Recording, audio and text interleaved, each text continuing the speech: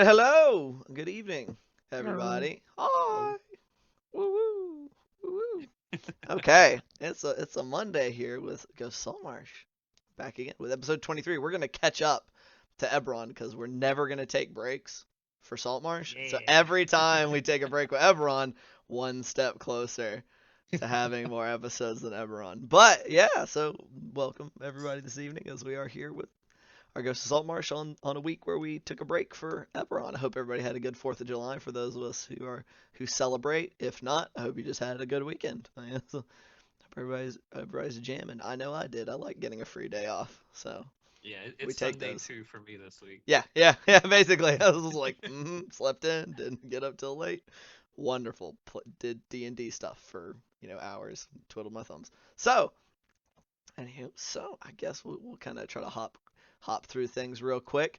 We are still doing our charity drive for Extra Life, the children's benefiting children's hospitals across the continental North America. Helping out those kids is a worthy cause. So open up your hearts and wallets and go down below and click that link.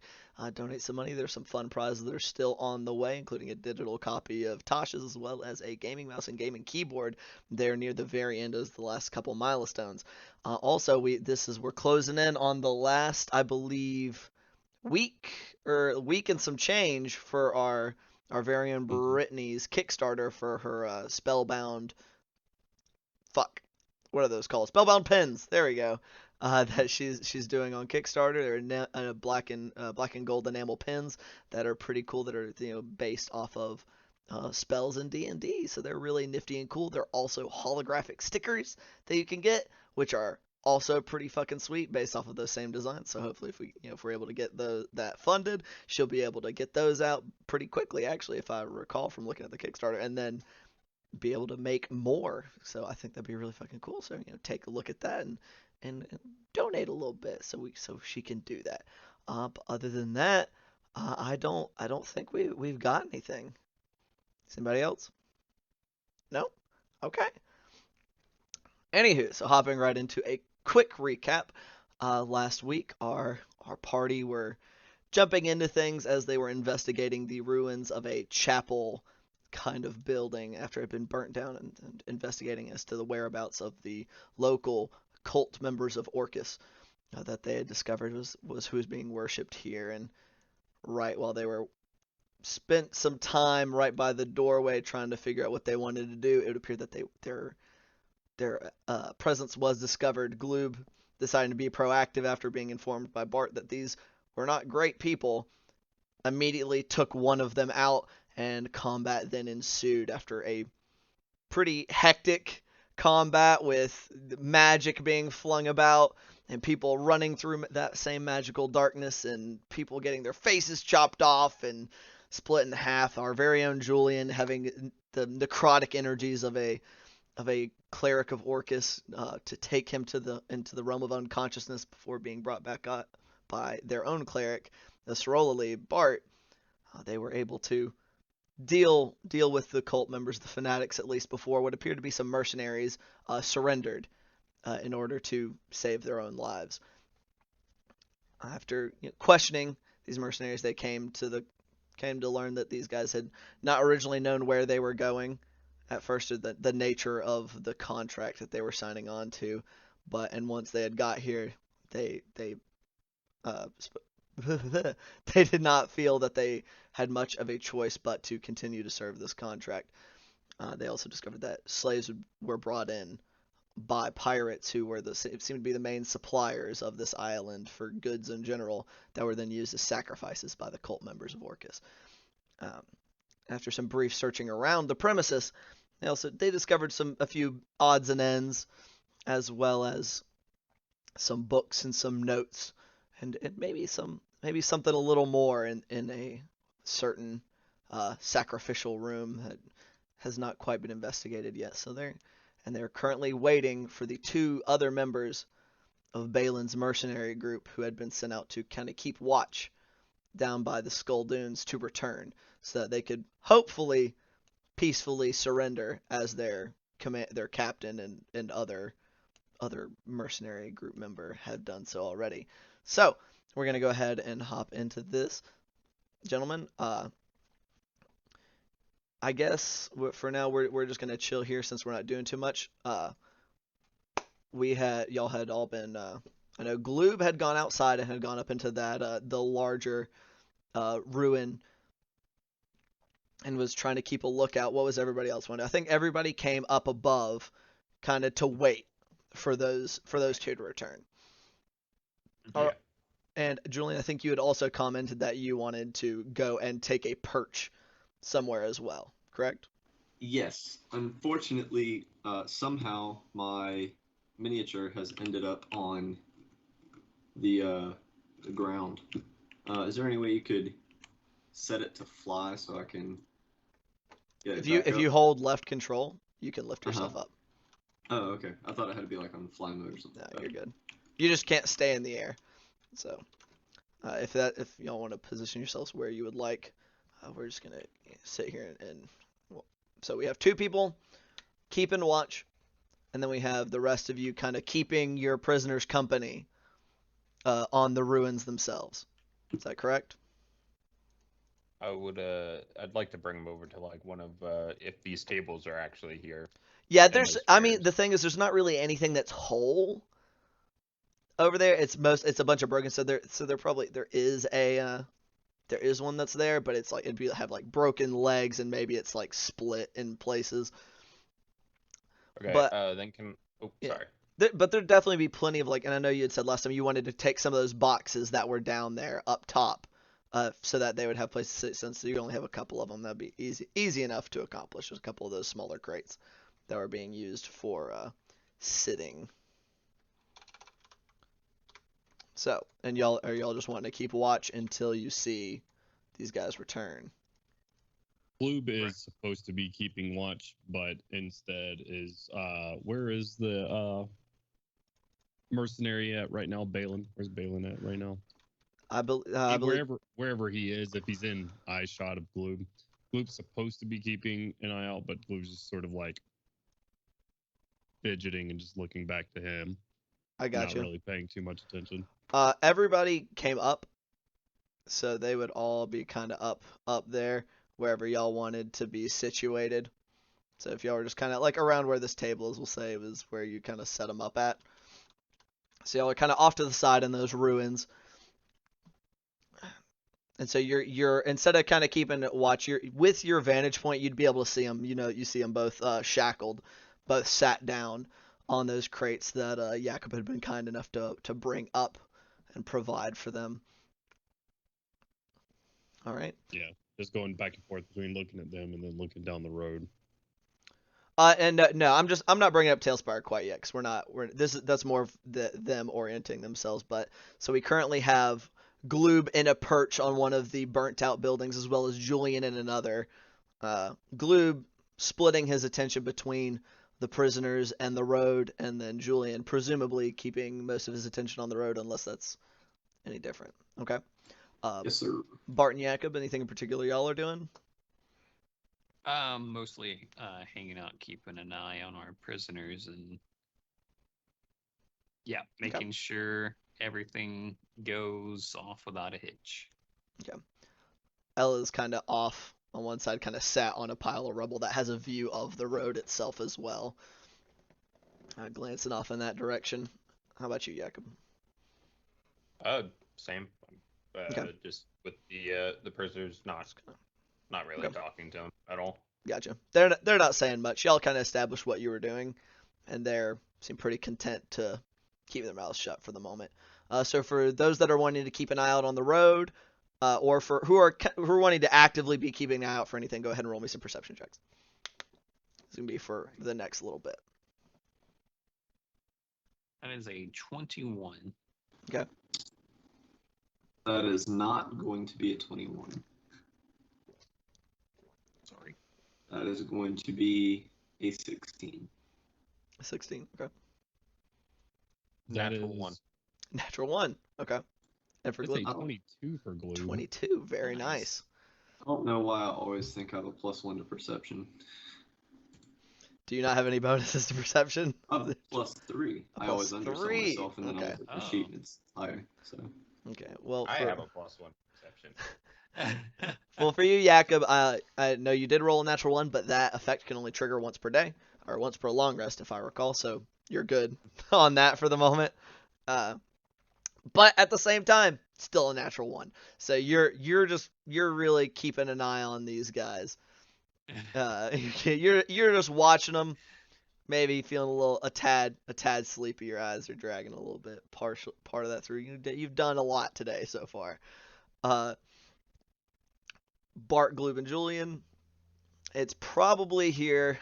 Let's see about how long it's been. Y'all took a good bit down there to do some searching and stuff, so it's probably in the realm about 2 hours or so from now.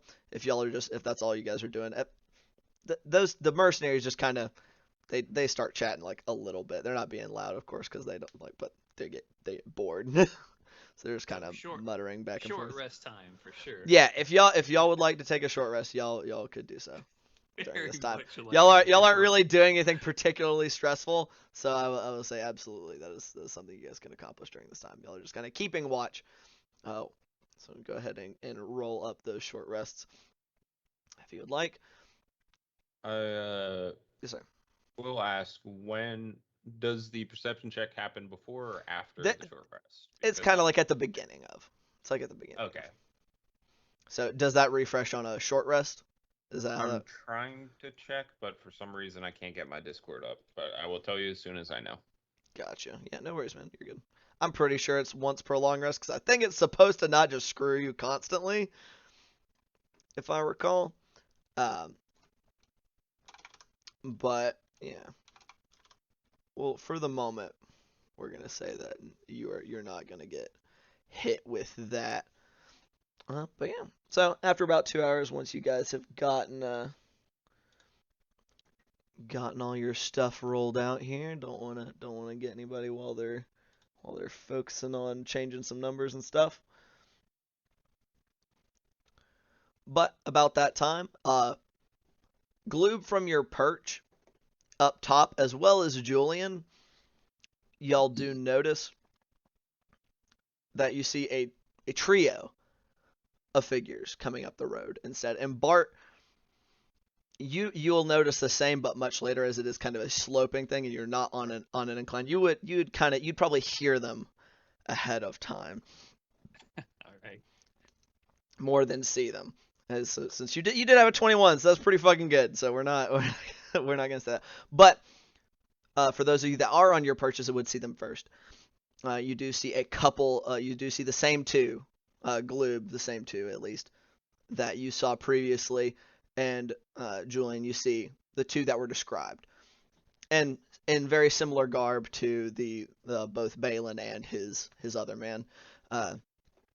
That you've already seen, garbed in kind of shine, like well taken care of, but not new, like kind of worn splint mail, long swords on one hip, as well as like a dagger on the other, and crossbows on both backs. They're kind of an everyman kind of deal going on. And between them, you have a much larger figure that appears, and as they get closer, we're just going to go ahead and give you the full, like as much of the details as you would get as they approach. A large bipedal turtle of about 6-ish foot or so in height. Its extremities and kind of the skin that you can see is a light brown tan under their shell, that as it goes out towards the ends of their extremities, it kind of fades into a purple and then bluish tint as it comes towards kind of like their ends of their hands and their feet. On their front of their shell is that tan underside. And as they're kind of walking past you, you kind of get, or as they're going, you kind of get glances of the back of their shell, which each segment is that same kind of tan brown fading to that bluish hue on the sides. And many of these segments have symbols and stuff that you can't quite make out. You can clearly see paint upon the sections, especially, and one of which just appears to be kind of almost painted entirely, kind of washed out in a darker tone as opposed to the others. They're kind of all about their person. They have like straps and like a bandolier kind of thing going on, with a couple of them with like smaller little things and pouches strewn about their person, as well as a brown, like kind of a plain brown leather bag that's attached at their hip. And as they walk, they are walking with a slender, almost willowy staff that has, from this distance, with y'all's perception checks, appears to have like bright colors at the top that may be feathers, but don't seem to move too much, and doesn't seem to be big enough to really bear this being's weight, but they do appear to be using it as a walking stick. And as you guys are seeing this procession approaching you, you do see that one of the guards is walking kind of like with a hand on the arm of the turtle being. So this is kind of, as you guys are seeing this, they're coming up, cresting, and starting to get towards around that beginning area of where on the map you have the cemetery and stuff, as they're kind of coming up this path. Well, the DC 13 history check. Do I know really anything about turtles, or even The seen DC them 13? ever? I would say not. They're Okay. not. You're not really sure. You're like, that's a big fucking turtle. You're like, holy shit. It's not outside the realm of possibility considering all the types of people you've seen, but you like not off the top of your head. Is Yeah, it, I'm sorry. Does it seem like they're escorting him, like in a prisoner way, or like they're assisting? You said his hand was on his arm. I'm not sure if he's like assisting him walking. It or looks if like he's, they've got like a marching him grip along. on like the Okay. like kind of having to reach up a little bit, but kind of holding on to them. It does not appear to be any kind of weight being put on them. And Okay. but you do see both with a 22 perception, as they're getting a little bit closer, you do see that both of these guards kind of have their heads on a swivel, but that they are kind of every now and then gonna glancing back up at the turtle. Y'all know what a turtle is. The giant turtle that you see walking towards you. Just kind of glancing at them every now and then, but mostly seem to be keeping their eyes out around them as they approach. Question for the party: does anybody like point out or sound like a general alarm that there's people, or? That's I'll what let- I'm about to do. Is I'm about to climb down from here and make my way back to the rest of the party. Me and Julian just sort of noticing is them rolling up at the same time. You want to keep an eye on them, and I'll go tell the rest of the group. Sounds good to me. All right. Okay. I'll climb down from where I'm at, and then just head over to the rest of the party. Okay. And try to stay out of line of sight from these guys. Go ahead and roll a stealth check for me. Okay. Advantage or no? I will say, considering you can exit and kind of mostly be away, I'd say most of your threat would be sound. So yeah, go ahead and roll an advantage. Ooh, still not good. Dirty 20. Dirty 20. Okay. Yeah. Good enough. You make your way over. Solid stealth. You just kind of almost noiseless as you make your way down from your perch, and then across what bare bits of grass and sand there are, and kind of make your way up in there. I make it over to the rest of the party and everything, and Art, Jakob, they're coming back. Yeah. Someone's clacking in the ether. But they're coming back, but they seem to have a prisoner or something. Yeah, I think I see him come over the hill now. Oh shit! What was the prisoner's name? I don't think I recorded it. Which one? Balin? Yeah, Balin. Balin was seemed to be the leader. I'll look over to Balin like, y'all, you know anything about a hurdle man or something? Just kind of furrows his brows. Not that I was told of, no. Are you expecting more slaves today? Considering we just got attacked by those pirates not long ago. We haven't seen anybody except you in quite a while. Well, you remember what we went over, right? How are you going to tell your men to stand down and drop their weapons, surrender themselves to us? I do recall. think that time's fast approaching. I'm gonna, as long as the party's fine with it, bring Balin over to stand in this archway. Okay. Bring him to that forward archway that was like the entryway to the place. Yeah, as long as it's actually like open like this. Yeah, it is. Like this is a pretty accurate representation. Like it's like a kind of crumbled archway. The doors are kind of not really there anymore. You can see where they used to be, but they're not currently present. But it was one of the few pieces of the structure that did remain standing through the abuse it endured. And I'd say like once they get like 50, maybe like 70 or 60 feet out, I'm gonna say like a general welcome, and then tell them that their boss has something to tell them. Well, they're now in line of sight, just probably somewhere in the realm about 100 feet out when you first come up into that archway, and you would see them farther out, about that far away, and you see them take a couple more steps, and then as the two kind of swiveling heads notice, they just come to a dead stop. Probably about 95 feet out from you guys. And Balin just turns and he's like, "You just want me to go ahead and address them now?" Yes, please. "Boys, come on in. We got some stuff to discuss." He just kind of waves his hands, and there's a few moments of hesitation before they start to continue moving forward.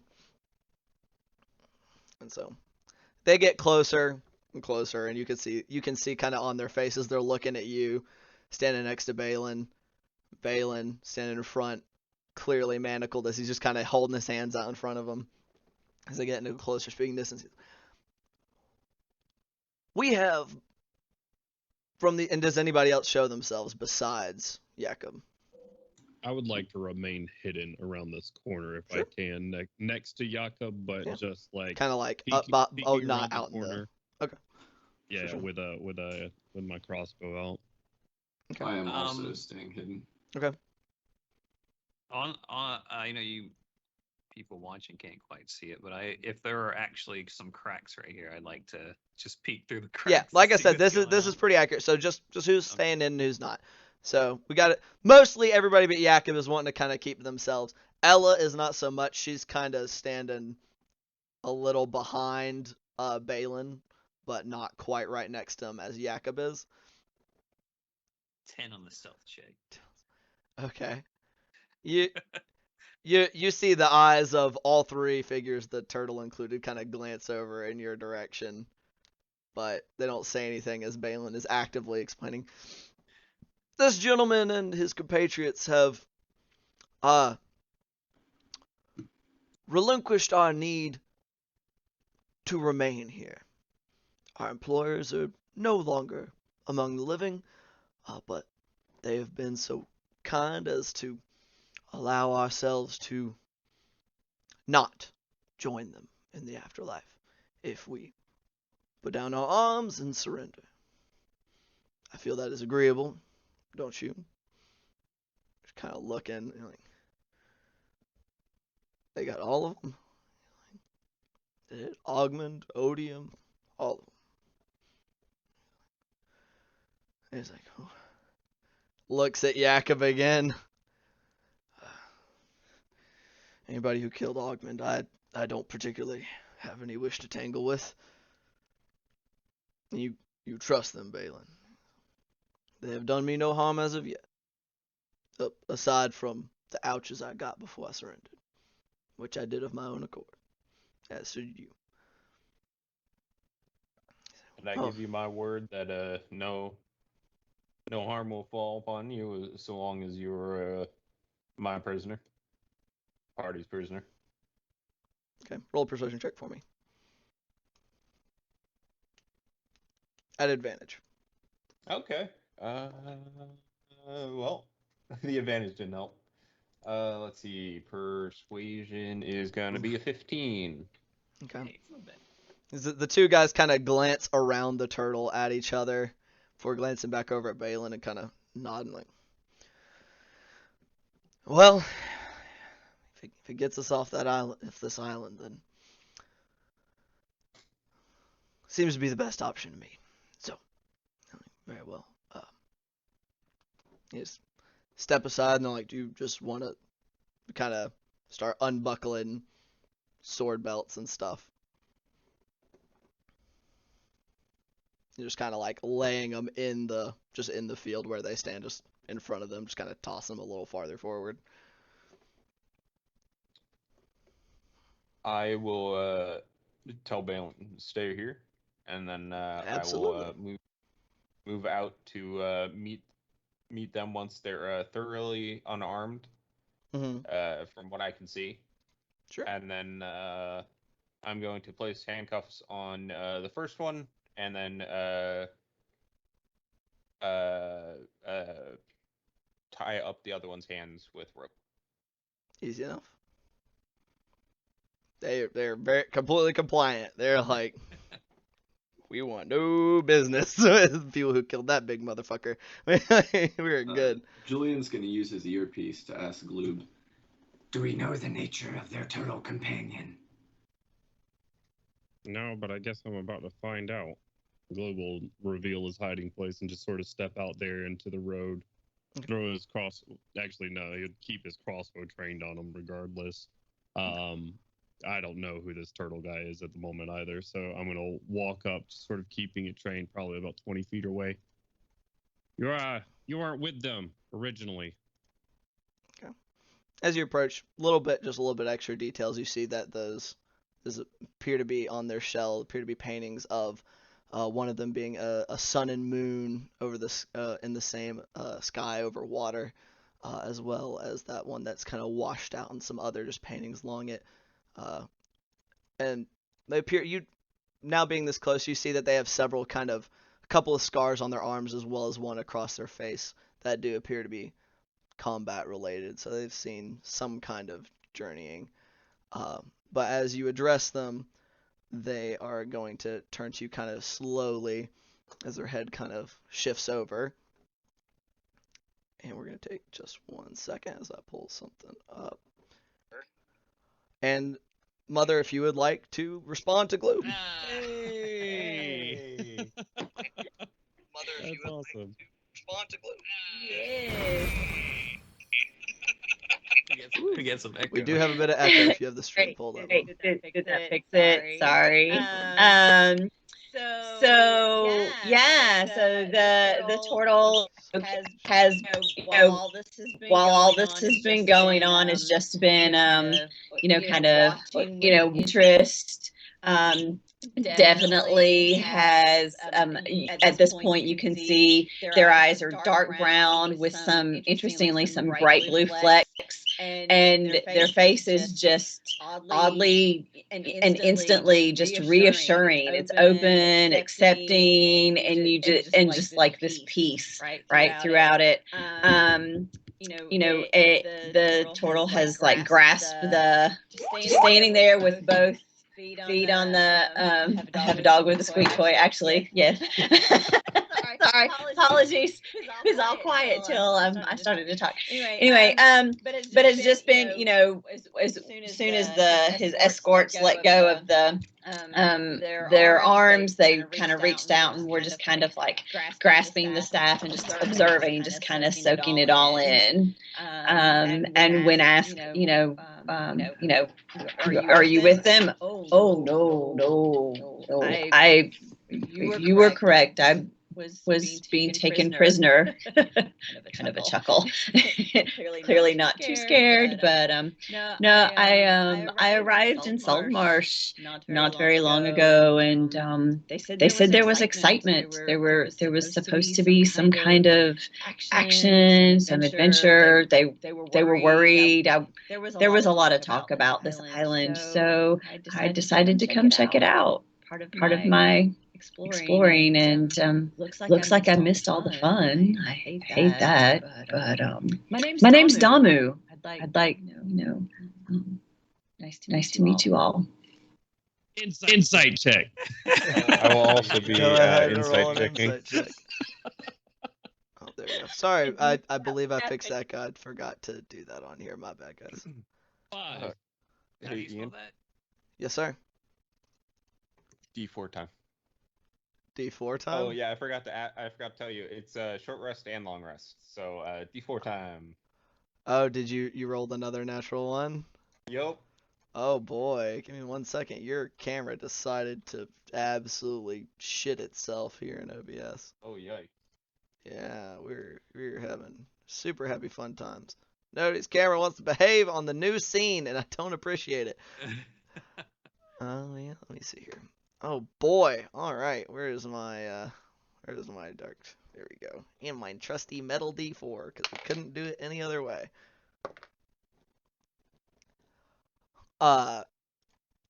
As you know, you go to kind of just seem to trying to listen to the delivery of Damu's words and kind of trying to judge their character.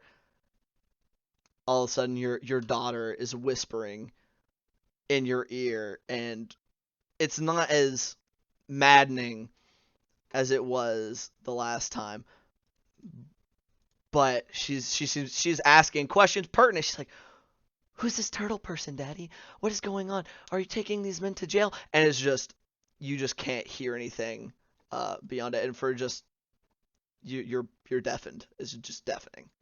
Just nothing can be heard past just this barrage of questions that just seem to be coming from both sides. And that is for 1 minute. Oh shit. For the next minute, you're deaf. All right. Does Jakob physically respond to this at first? Like this just happened, so I assume he will eventually. But does it at first? Does he have any physical reaction? I would say when my daughter starts asking questions, I'd start looking over my shoulder and trying to like quietly respond. Gloob will kind of try to step in between Jakob and the trio. Seeing this, it's a familiar sight. Granted, he usually just doesn't do it out in the open in front of other people, so I'm gonna try to like interpose my 3.5 foot tall body in between me and Jakob.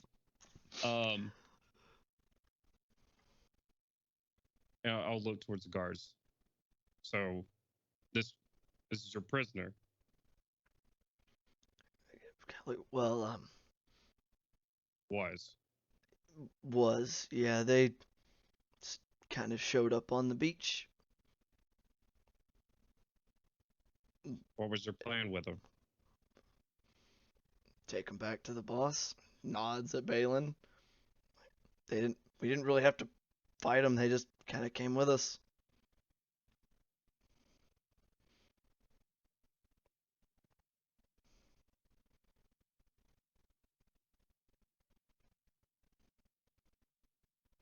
All right. Well, Bart. They Yeah. see everybody sees you, Bart. Well, I was trying to keep an eye on these fellas over here. I didn't want them to get away from us or anything like that. So, anyway. Just gonna mentally ask Julian to come up and around. Jakob's not okay at the moment. I don't know what's going on. These guys are tied up. Like, Damu, you're from Saltmarsh. Oh no, I'm more from the north. I've been wandering around since I was about 2, and that's what my people do. Do you know about turtles? And just No. kind of like looking around and giving an extra kind of warm, slightly concerned glance toward Jakob, but not lingering and kind of moving on. Well, that when we're young, after our parents die, we explore that's what we do. That's our purpose, is to explore the world. And so I've been exploring for about 48 years now. And this is my first time in this particular area.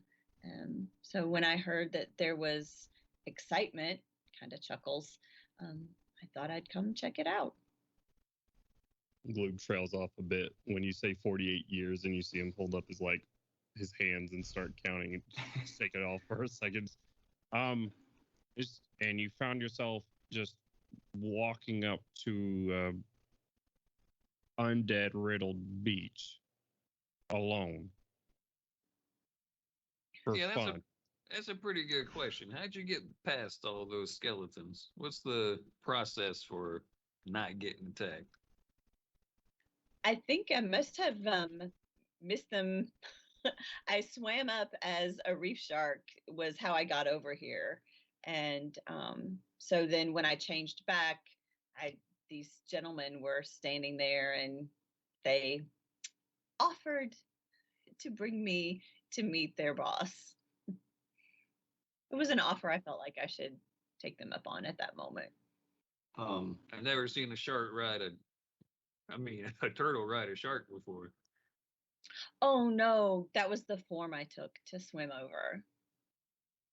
Oh, so you got all kinds of magic and stuff then. Yeah, I'm a druid, and so I have a few things that I can do that help me on my travels. It helps me get from place to place. For context, after Gloob messaged me saying to come over, something was wrong, I would have stepped out of my little hiding spot and come around behind them with an arrow knocked. What's the problem? Bart will clue you in. Me and Jakob have to have a conversation, and I'm gonna take my arm. Or I don't know what Jakob's doing at the moment, but I'm gonna take my arm around Jakob and like about face him and like bring him into the church. Yeah. We have to have a sidebar. By about this point is about when her questions start to fade. Jakob, and it's about that time you see Gloob comes up, is kind of turning you around and leading you back into the ruins of that main building, and Ella has stepped out past and is kind of just keeping an eye on the three new figures. Just kind of glances over and like, is he okay? Is he okay? To me? you, Gloob, yeah. As you're kind of pulling him in there. Like, he's fine. What are you talking about? We're having a conversation. Yeah, that's right. Yep. Yes. Go out there with them. Nosy? Just kind of turns back, kind of brief concern, but was like, very well. And just looking back out. She brought the other mercenary out at this point so that they could all be in one spot, just kind of keeping an eye on him. So you'd probably just see Gloob mouthing your name over and over until your hearing comes back to you. Jakob is Jakob. Yeah. Jakob. Well, what's up, Gloob? Don't what's up me. What? Oh, she gets curious sometimes. She gets a little excited.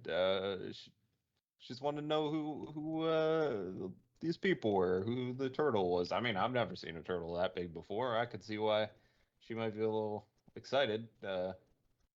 Sure. But you were gone. You weren't responding to any questions. You weren't doing anything. You were having a whole conversation, and then I had to step in for you. Are you good? Well, I'm good now. Kids, they can be loud. Can I roll an insight check? I just want to see if you are good. Like if you are completely unsettled by this, like, oh wait, this isn't normal, or if you are actually just fine with this happening.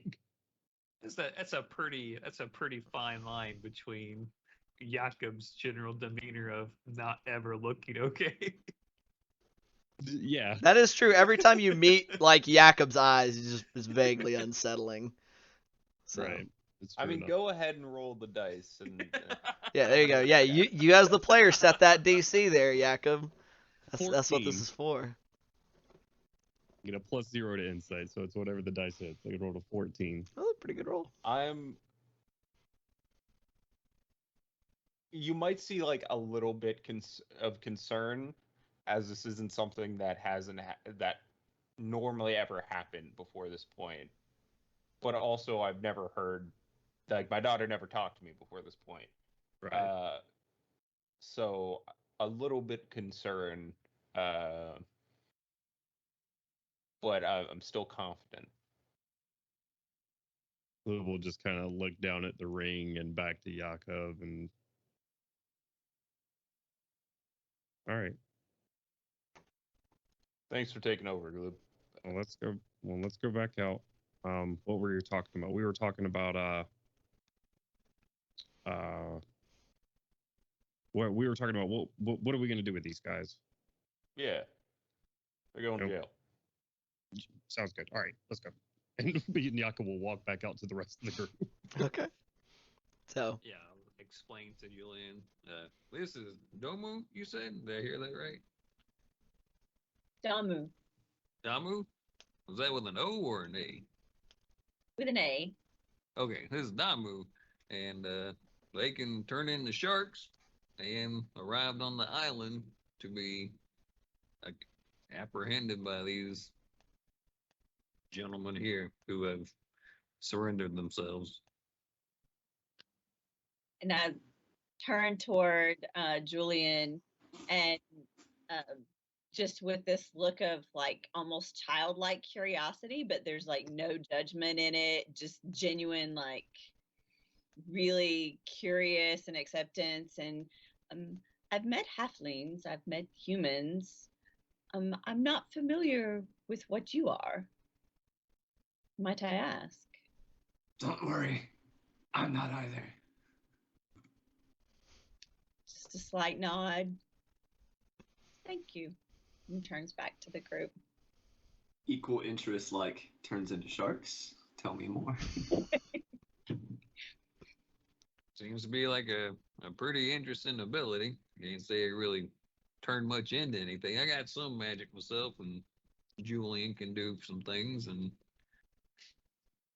yeah. Someone tried to turn me into a shark. Only got about halfway finished. Yes, there's a little bit more than halfway. What are we gonna do with these guys? Well, I'd say as long as Damu there, as long as you give us your word that you won't, try to hurt us, or the gentleman that we have as our prisoners, I don't see why we can't release you from your bonds. And she's not bound, or they're not bound. Oh, okay. Never mind then. Then you can travel with us off of the island as we bring these gentlemen back to Saltmarsh, if you'd like. Well, there's these gentlemen still didn't answer my question about the skeletons. Apparently, they went down and came back, and they didn't have to deal with any skeletons. Oh, we didn't make it we didn't go all the way down. Absolutely not. So skeletons attack you too, then? Yes, they attack anybody except for they didn't attack the priests or whatever when they went down to meet with the pirates. And those things out in the in between here and the dunes, the more agile ones. What about them? How many of them are there? Oh, the hunters. I couldn't tell you to be sure. You've been here longer than me. You better start guesstimating. We didn't really go out at night. Balin kind of cuts it. That is true. They seem to roam. The priests would go out sometimes, but it was strongly advised that we remain indoors at night. You talking 3, a dozen? I don't know. I had one man went out in the night. He didn't come back. Did the priests use any kind of command to get past the skeletons? Not that I could tell. They just walked through. Did Ella come up with us? Yeah, Ella's standing out there, kind of. She brought the other one aside from Balin that you guys had, so that they were all kind of in one spot, kind of standing closer to the building itself, keeping an eye out from that side. Miss Conley, this is kind of your wheelhouse. I don't know how this stuff works. You know a way to for make undead, an undead not want to attack you? If you're its creator, sure. It's given. You can, depending on the undead, they can be given simple orders. So, if they were commanded to attack only those who are not perhaps dressed in the robes of the clergy or something along those lines, that could be doable. Well, we could bring one of their bodies with us and see if, I don't know, if they see the person who made them with us, that they won't attack. It could also be just wear one of the robes. That's I mean, I guess it is daytime around now. I mean, they didn't so much go out as night. Seems like they did sort of wait till dawn. Right. Julian's gonna lean over to Bart and be like, "We've got to stop killing everyone. We always end up with more questions." It could also have been an active command by their creator. Because if there's no way to tell if they only commanded them when they went down. I don't know. Make them stand down as they walk through, perhaps. I do not know. Well, how many skeletons do you reckon are over there in that beach, in them dunes? Who are you asking? The general people. Just the general around. populace? Yeah.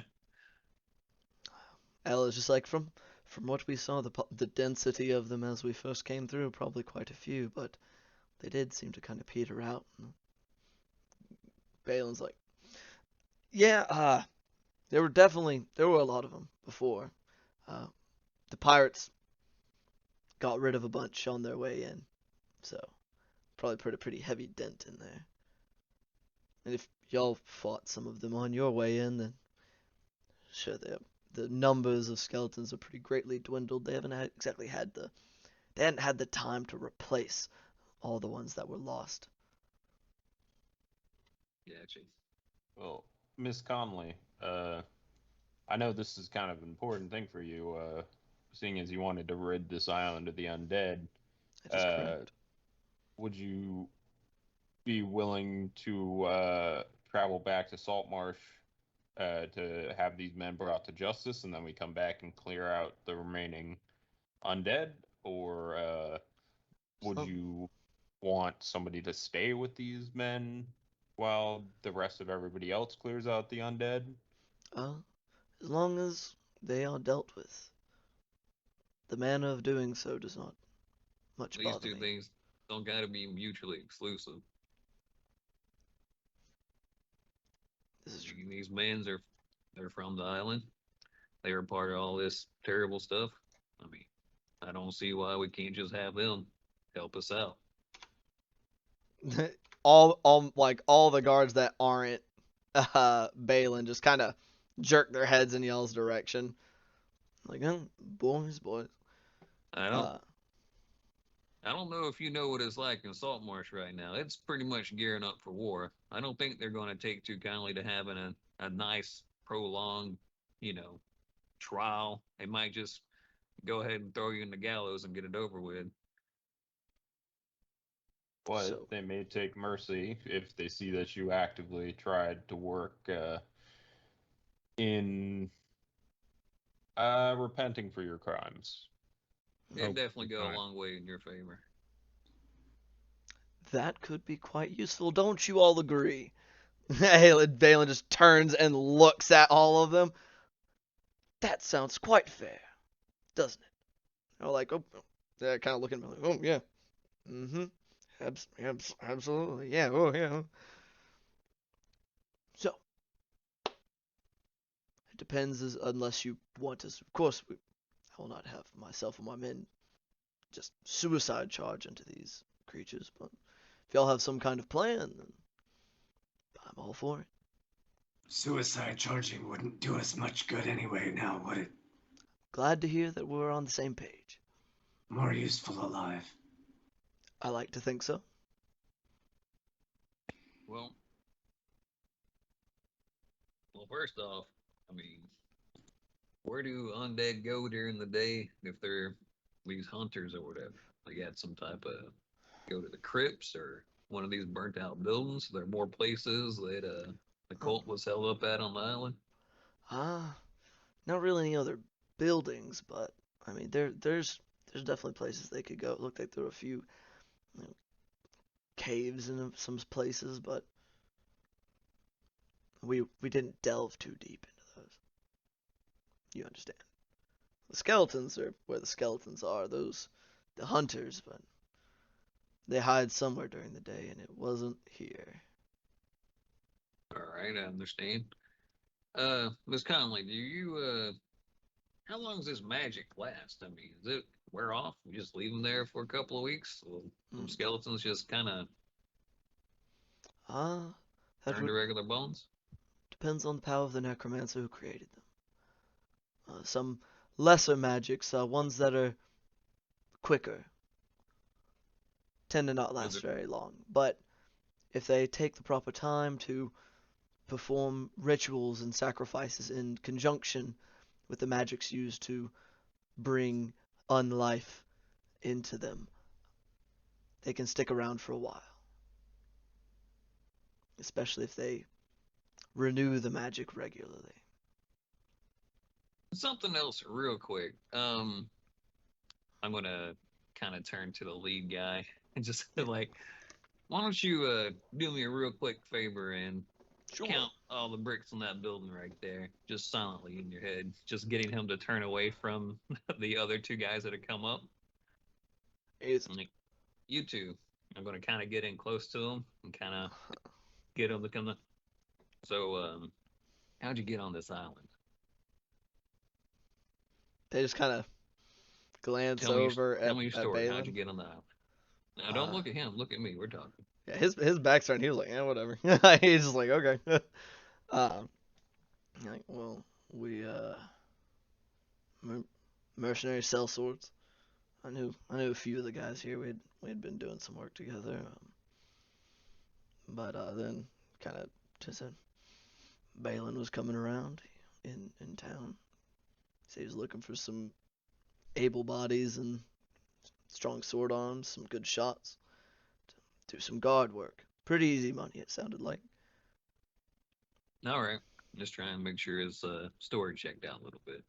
Oh, sure. Okay. I will need all for your word that there won't be any funny business like trying to attack us when our back's turned or anything like that, because I will assure you, and I'm sure Mr. Raymond and the other gentleman who was down in the basement will assure you, we're very capable of killing. Nod. Yeah, we would prefer not to. And we would prefer not to. Balin just kind But of. if you do, it'll be very swift to end your life. Julian will lean in. Some of us don't want to. Intimidation check. Make sure they stay in line. Make an intimidation check for him. Natural one. Can't trigger again, so you're good for until the next short rest. I didn't roll. Oh, okay. I was joking wow. on that. Gotcha. Be a 10 plus 7. 17. Nice. They're just kind of glancing around and just like look at your teeth and kind of lean away. Oh, we like having our heads. Yeah, we do. So, and Balin's like, yeah, he just jerks a thumb at Jakob. Saw him take Augment's like face off. So they're like, Whoa. okay. I'm like, yeah, All right. sure. Those tend to happen. All right. Well, Miss Conley, you're Yes. the expert here. What do you think we should take out first? I mean, we got a job to do. We don't got a lot of time to be on this island. I mean, if we can discover the places that if they're wherever these other hunters are, if there are more. Be nice if there was only one, but seems a bit like wishful thinking. If we can determine where their lair is, perhaps, or where they hide during the day, that would be the easiest. Alright. We know where the skeletons are going to be. They don't. She glances over at the mercenaries. They don't tend to wander, do they? Nope. Mm-mm. Well, so they will be in the same place, reliably. These hunters, I do not so much. have a question for the prisoners before we head back. Yes. Addressing their leader, but the group as a whole. There were odd scrapes in the ceremonial-looking room. Are you aware of a secret compartment or chest or hidden panel of any kind? Not that I know of, no. We didn't go down there too terribly much before the attack, and certainly not into the ceremony room. Very well. Gloob, at some point, would you help me look into it? Yeah. We should probably do that sooner, so we don't have to come back and we can get all this done with. Hence why I brought it up now. Yeah. I am struggling with Julian's voice today. I mean, what if we just send these guys out and clear out some of the beach with Miss Conley, and the rest of us go down? Dabo, I don't know what you want to do from here. Especially if there's a whole bunch of crap down here. Yeah, that's actually. What do you're just looking for stuff, so I don't know. Can you turn into other things aside from sharks? I can, not today, probably. I'm a little worn out, so Short probably rest. About an hour. rest. So if I could rest and kind of recharge, I would have the gumption to be able to utilize that ability. All right. Well, there might be some type of secret room they're wanting to look at downstairs real quick. Maybe we can take a quick breather while they suss that out. And then I guess we're gonna go. Do you got any good tracking or survival skills? I mean, druids are generally kind of wood folk, aren't they? Somewhat. I get by.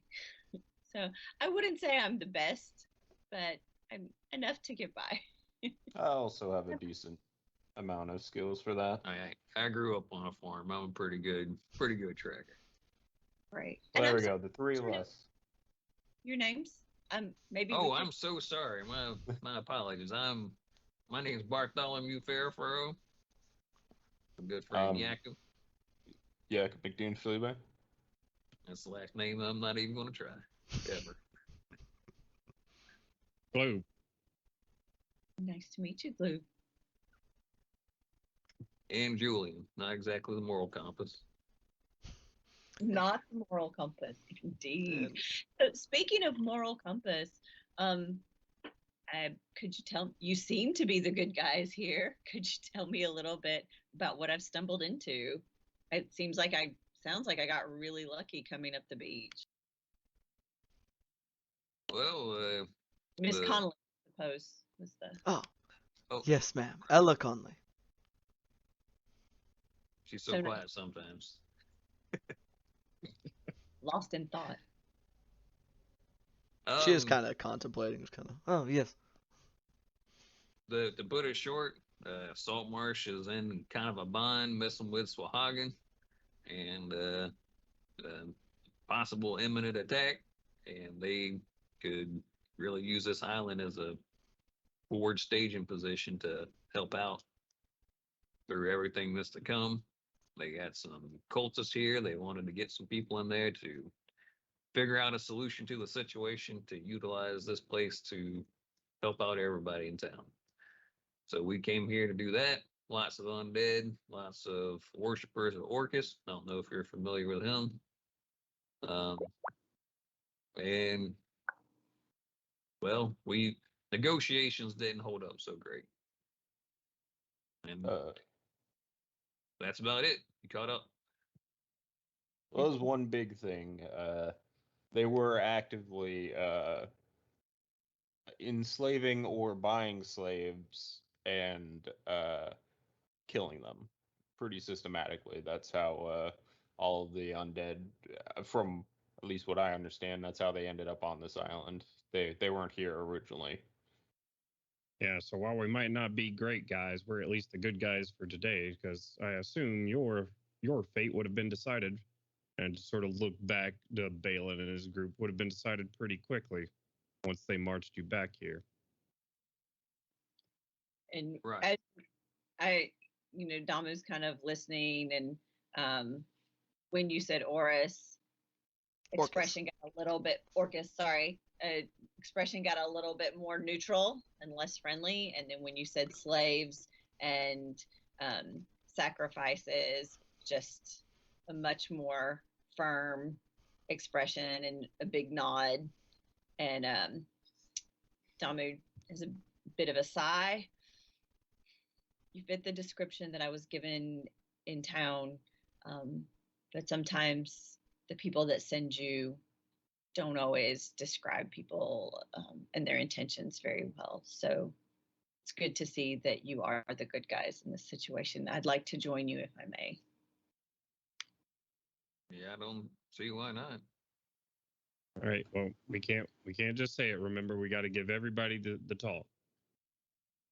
Yeah, don't kill people. Julian will gesture at Gloob. What we do is not for everybody. What we do is very dangerous.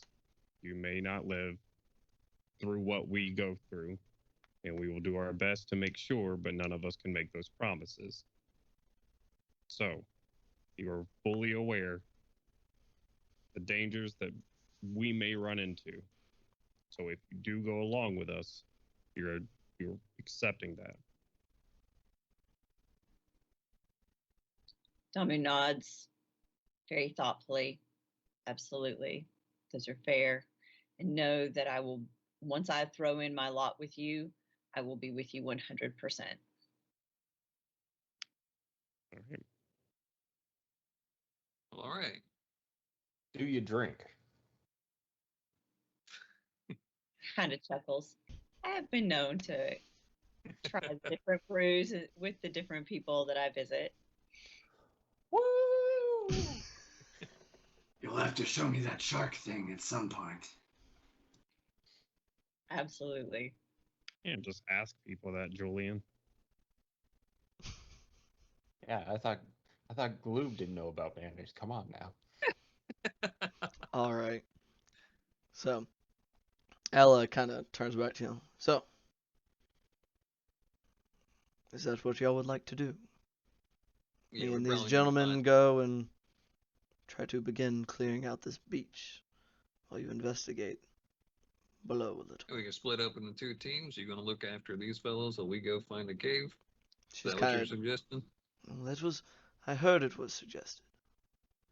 Somebody. It might. Oh, I sorry. suggest.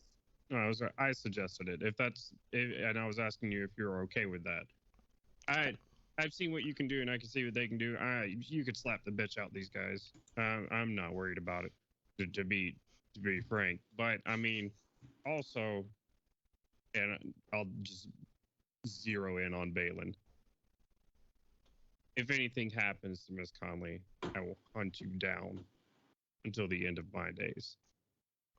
Raises his hands, loud and clear. I am worried. While Miss Connolly is a capable fighter, and I would not ever question her abilities, the numbers in that situation would definitely be against her. Either if we could take two of the gentlemen with us, and Miss Connolly has two with her, or I feel like the numbers may need to be changed. I would be willing to go with Miss Connolly and to help ensure her safety, if need be. If maybe Julian or Gloob were willing to part with it, we could let Miss Conley hold on to one of them earpieces. That way we could keep in contact with her while on the island. if something goes wrong, we can be over there in enough time before they can get off the island. They won't have an escape. Yeah, That's a good idea. She kind of looks over at them. I think that I can keep them in line. Yes, if that is what you desire. Did you want the earpiece? Who would provide a little bit of insurance, if that is satisfactory with the lot of you. Julian will go ahead and detach it and hand it to her. Takes it, kind of looks at it for a second before hooking it onto her own ear. You gotta wiggle it around a little bit. She's For kind of like an hour. oh, very well. Well, I'll test it out as soon as I feel I am able. Though, I doubt I should have any problems with you, gentlemen, should I? If you felt comfortable fighting your way through the Skull Dunes, you'd have done it by now. Bane's like, probably so. Though, there'd be no boat this time, but yes. I'd rather not jeopardize the assured safety of myself and my men. So, as long as we are being safe about fighting these undead, then I believe I could find that agreeable. All right. I too wish to be safe, so I think that is something we can agree upon. Very well. I Well, hope if your that's men been are decided. competent. Julian will begin heading towards the ceremonial room. All right, well, let's go downstairs. I can see what these fellas got to work with. Get us all a breakfast going on, because it's going to be a long day, folks. Yeah. All right. Kinda has already, says one of the mercenaries, like. Reap what you sow sometimes, son. Gloob, you may need to reach in that bag of yours, and once everybody starts going on their way, offer these gentlemen their weapons back. Yeah, I would hope That- so. That would help us if we are to assist Miss Conley in her skeleton What, you slaying don't endeavors. want to fist fight some skeletons? Come on now, gotta have some gumption. I'd prefer not to. So, Is that what everybody wants me to do? We want to give them weapons. I Okay. mean, if they're gonna be fighting skeletons and helping us clear out the island, then they I gotta don't have want them something. to be effective, for sure. And they've laid down their arms once before.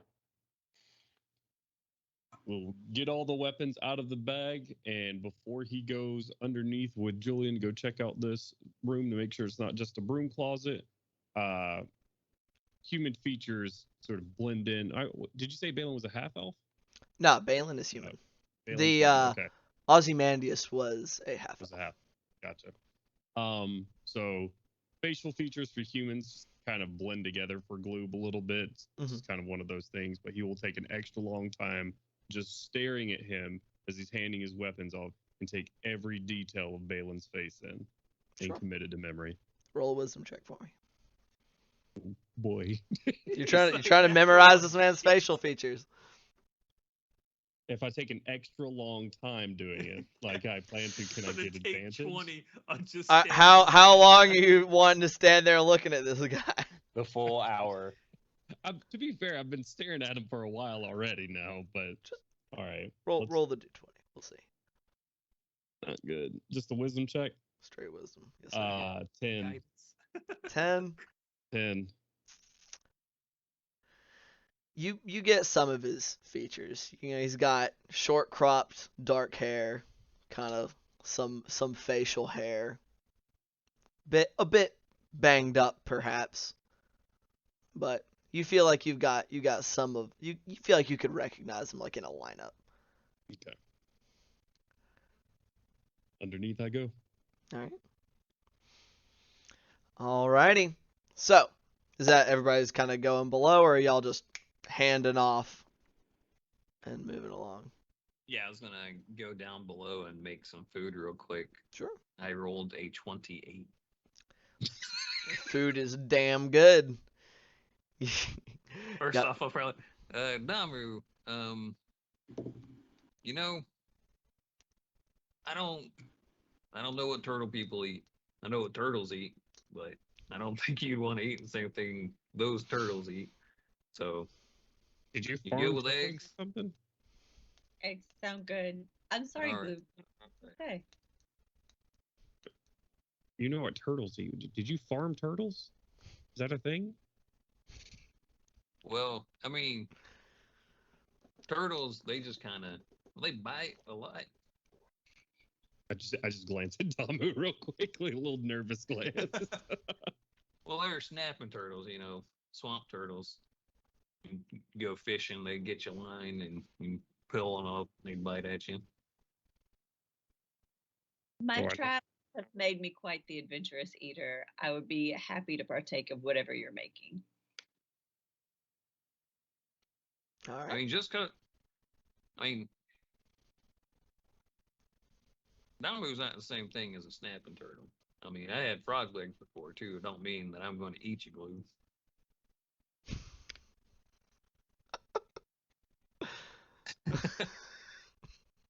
I'm gonna go check out the door. All right.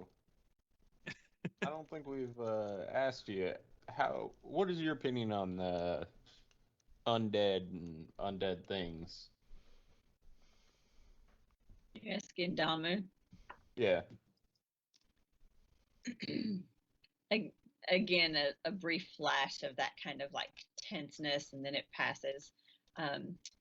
In my experience, they are one of the few creatures that cannot be enlightened, no matter how hard you try. All right. I just imagine Ella's just like, fist bump, yeah. Ella's over there kind of like going over her equipment and is like, I agree. And goes back to checking like straps on her armor and stuff.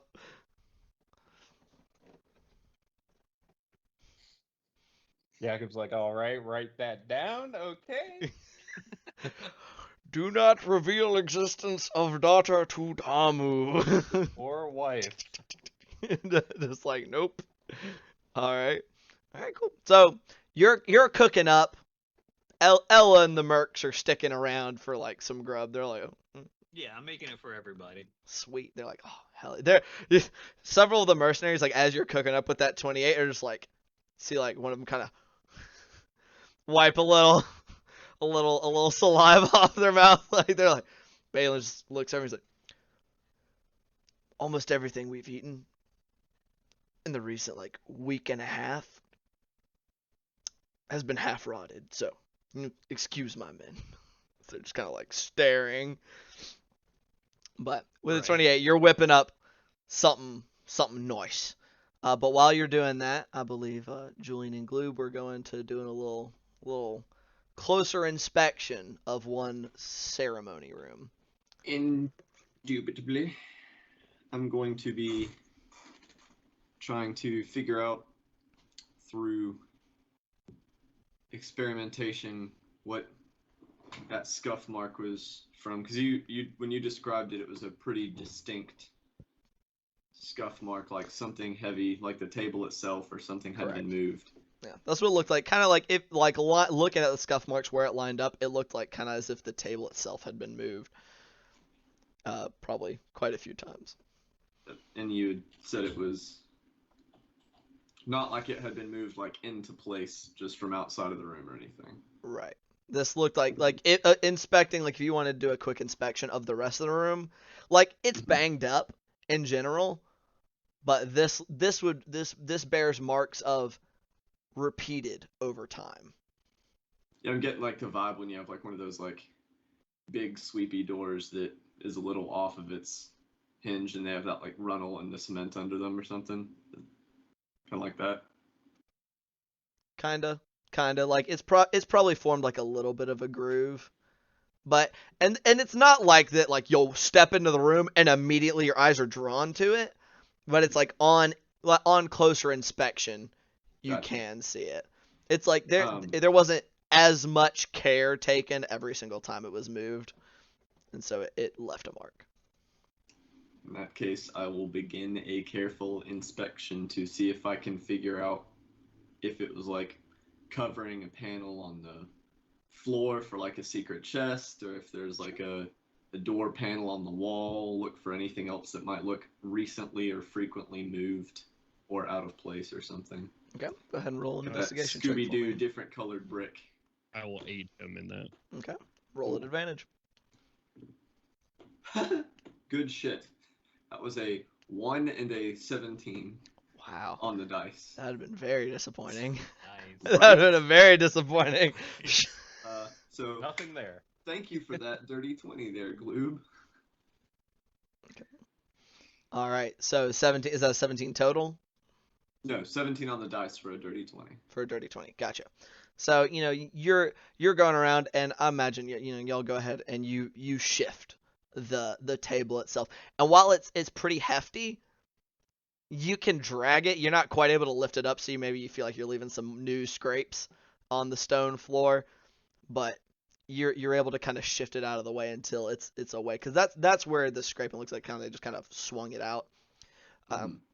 And you're taking a few minutes, kind of carefully going over the floor, kind of pulling at the stones that make up the flooring. None of them are seeming to budge. You're coming up to the wall, and of course, at first, it is covered in. All these walls are covered in, good gracious, like tapestries and stuff depicting worship of Orcus, as well as like some of his deeds and just kind of horrendous kind of stuff that you would imagine having to do with this Lord of Undeath. And kind of peeling away the one that's closest to there, kind of going over it brick by brick, kind of feeling over the stone until you kind of reach somewhere in the middle. And it's really hard to like notice it visually until you run your hands across it. But you feel there's a distinct kind of circular pattern on that one section of the wall. And it seems to, and kind of it's patterned inside of this circular, like you can feel kind of some bumps and ridges on this section of stone, but it's such a faint carving that it's very hard to notice just with your naked eye. All right, we got something here, Gloob, I think. I don't know what that is. There. Let's figure it out. And you said it's like is it like pry out, push in? It doesn't seem to move. You just run your hands over this pattern. It seems like it's an indentation. It's not pressing out, it's pushing in. Like it's like an indentation into the wall where it's kind of, this pattern was carved out. This is probably, the circle is probably somewhere in the size of like your palm in like total circumference. This isn't like a big area, Okay, but this is no. This is like as you're going over it, there's like nothing, and then kind of somewhere, probably on the wall in the realm of like a little below where your solar plexus is. So kind of at the top of your abdominals is where, as you're kind of feeling along this section of wall where you see this, and it is about the size of your palm. There a key or something for it? Ooh, didn't I get a amulet thingy off of one of the dudes I searched yesterday? You did. I believe you should have that on your. If you did, it should be on your inventory. On my other laptop. I was gonna get the other laptop at the break. But yeah, you did acquire a circular gold medallion off of Ozymandias' corpse. Probably nothing. I will awkwardly, while like self-consciously looking over at Gloob, like see if it is about the same size. That's not a key, not a necklace. A key, Julian. Did you hit your head? And as you kind of put it into place, you kind of have to rotate it a little bit, but the size seems to line up. And as you kind of rotate it until where the top, like the loop of the necklace had been at the top, kind of lines up, you feel it very, very like a slight, as it doesn't click into place, but as it fits into that very slight engraving, like it just barely fits in there. And for a second, nothing. But then you hear a faint like a faint puff of air. And just looking at it with passive perceptions, the wall is now slightly at an angle. Oh, holy shit, Julian, good job. I thought that was dumb, and then I thought you booted. The immense look of relief when he didn't just make an absolute fool out of himself by trying to use a necklace as a key. Like, okay,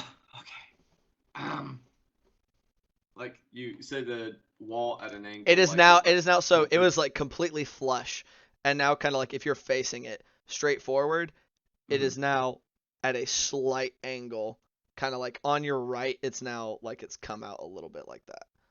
Gotcha.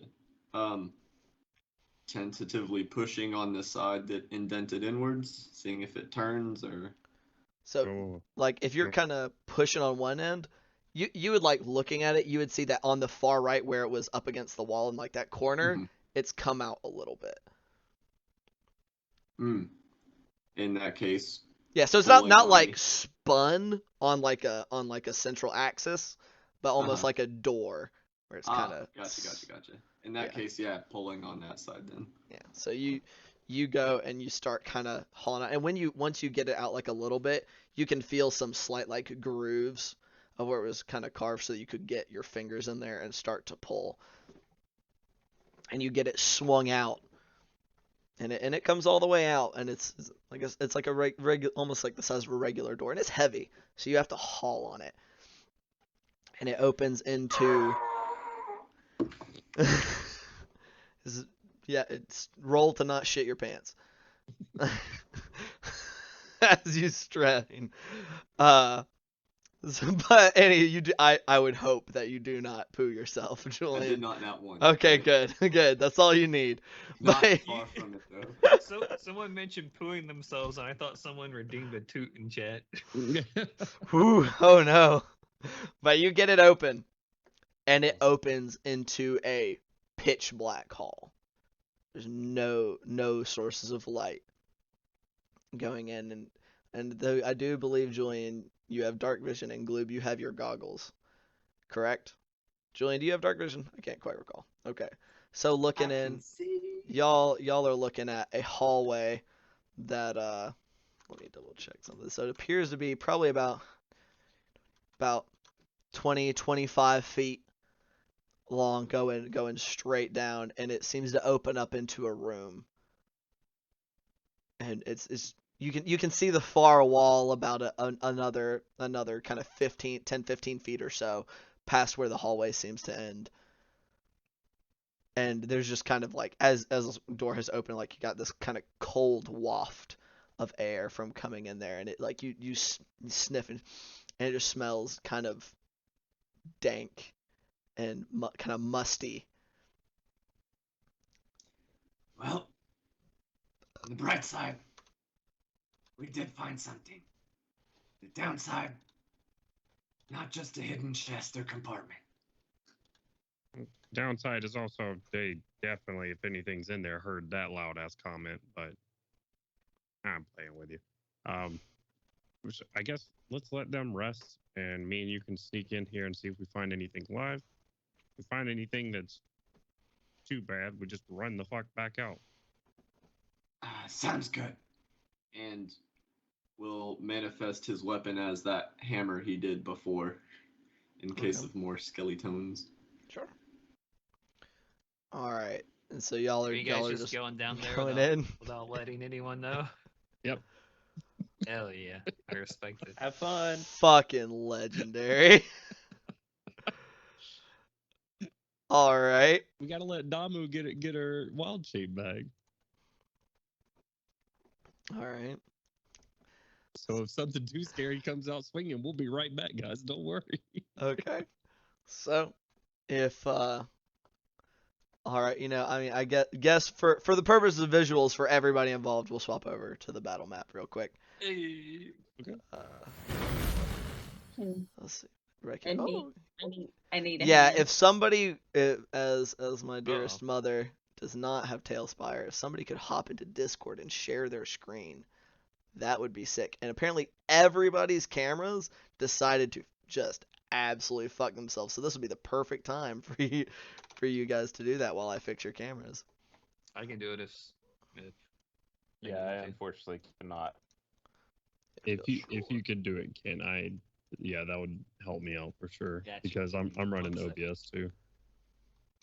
And my internet is dookie. Yeah, so if y'all want to hop in there, so we have a screen share.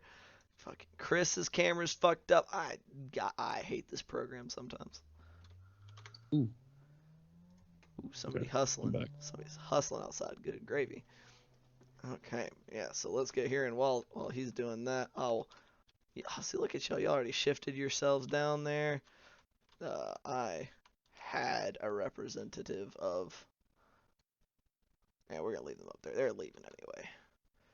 Alright, they're down there with you guys, though. Screw it. You throw me down there somewhere? I can. Where are you located? There you are. Let's see if I can grab everybody. Oh, good gravy. We'll get you down there first. You're important.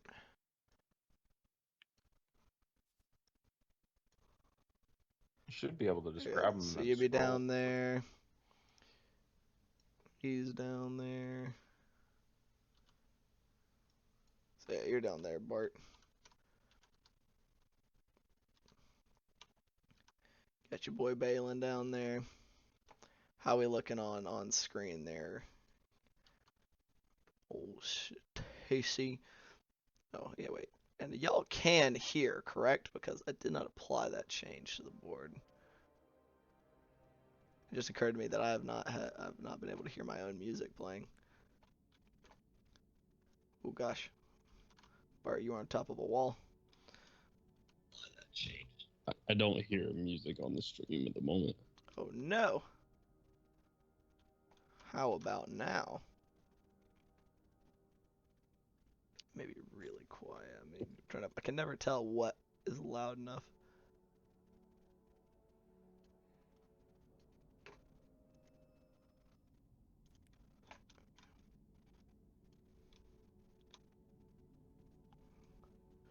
There's a guy. And because we're going to do this the lazy way.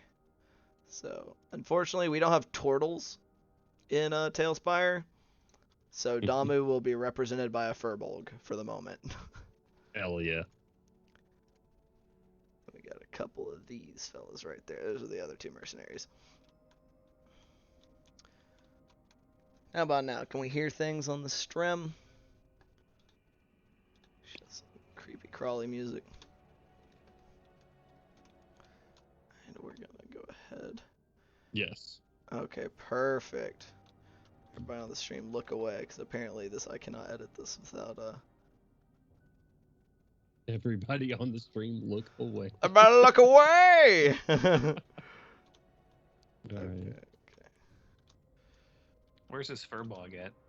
There's a Furbolg, should be near the top of the table.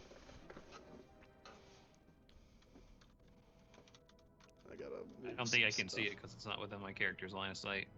Entirely possible. If you're right next to the table, you should see it. I think you need to give me access to manipulate it, right? Or sure. Or you move it. Oh yeah, I can give you so that you can kind of, if you would like to take that that responsibility there, Crosland. Sure. So there we go. So that's the hall you can currently see.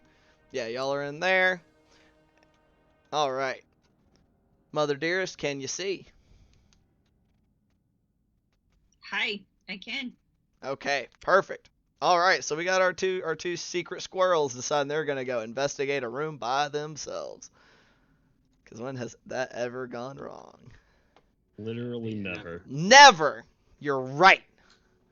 Let's go. All right, if y'all are trying to be stealthy, roll some stealth checks for me. I suppose. Woo. 26. Holy shit. Nice. Not 26? What is it, Julian? 9? 9. Okay. All right. So y'all begin to creep into the room. So as you do, y'all are sticking together. There's really got to be a better way to do this. And where's this one? So you know how I was like, oh yeah, this is the best thing ever. It's fucked. Word. Okay. There we go. There's some more of the walls as you creep in there. Julian, were you sticking to him or no? Julian, you're muted. I'm letting him get a little bit ahead, but not like super far. Okay. Like 10, 15. So as you as you make your way into the room, probably if you want to do right at the mouth of the room there, Gloob, before you made it all the way in, you would Holy shit! Holy hell! you'll Motherfucker! kind of on either Oh. side of the door, standing very like at attention. They're not behaving. Their models aren't behaving. They're making out. Yeah, they're Really making out. awkward scene. It's not quite as awkward as it looks, because as you're kind of making it in there and you're being super quiet, it's these two towering skeletal forms that seem to have these great, just wicked metal axes just gripped in their bony grasp with these giant curving horns out of the sides of their skull. And they are just stock still as you first kind of make it to that end and you're able to look past that very first entranceway. They don't seem to notice you quite right at this moment, as you're still in the hall. Turn around. Nope. Though, kind of, that's like your first impression, and you kind of hear Julian starting to scuffle his way up behind you, and he kind of stubs his foot and like kicks a loose rock that kind of clatters, and you see both heads start to slowly turn towards the entrance of this hallway, like where you are. Turn around. Nope. Yeah, as soon as he's like like pushing me back, I'll kind of like step out. So y'all back your asses up, and as you do, you kind of lose your sight on them.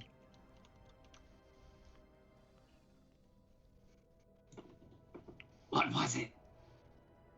Once we're like back around the corner.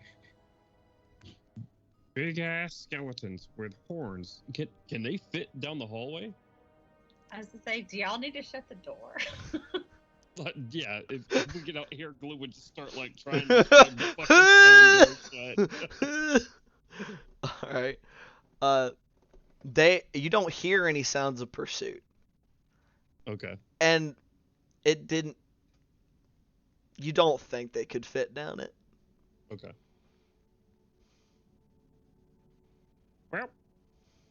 Well, but that was short-lived, and Glue will come out here. That was real short-lived. What? What was short-lived? What did you find? Big skeletons. Big skeletons with horns right down the hallway. They were right fucking there. Just on the other side of the wall. It's not a broom. It is not a broom closet. Can confirm. Miss Connolly. Yes. I'm gonna be sitting like this. You're gonna want to kill those, right? If there are more undead within this building, then yes. Yeah, that is kind of what we came here for. I mean, Gave her a word. if you're Captain Firebrand and his men wish to make use of this place, it would be dangerous for any to be left living, unliving. You understand? You're right. Were they following after you, or? It didn't seem like it. My darkness trick could work pretty well here. They can't get out through the tunnel. Well, unless they come beating down the door, let's at least have breakfast first. That's a hell of a statement. Okay. I mean, we might want to have somebody I don't know, sit in the room. I don't know if I want to sit in that room, but make sure they don't. I don't know, follow. Here, watch this. Voila. And Glue will come over here and just shut this door. You're just gonna shut the other door as well. Yes. I'm just gonna shut this door. So I know I didn't replace the wall, but you guys kind of pushed the hidden door too, as well as what it sounded like you said you wanted to do. So there are now 2 layers between yourselves. Well, Done. I'm not sure how much that wooden door is gonna help. I could get through that wooden door. Well, there's a stone door on the other side too. And like I said, I don't think they were chasing us. I don't know if they can fit down the hall. That doesn't look like it because they're big.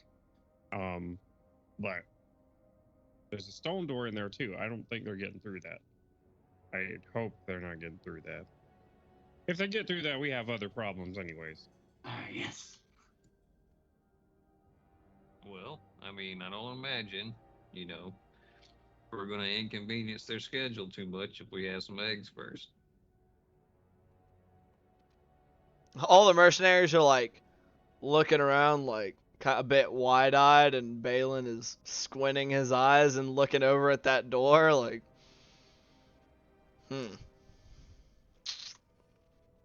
still want us to help clear the beach, right?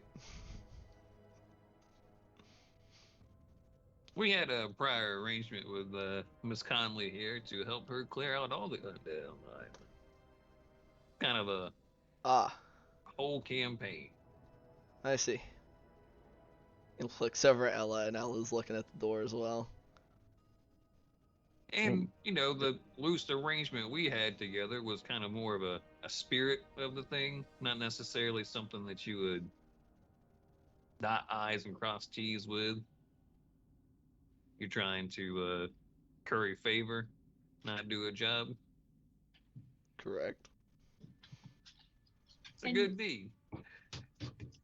Just to clarify, when we're discussing undead, we're discussing like weaponized zombies. Is that correct? I know people can use that term in a kind of broad way, but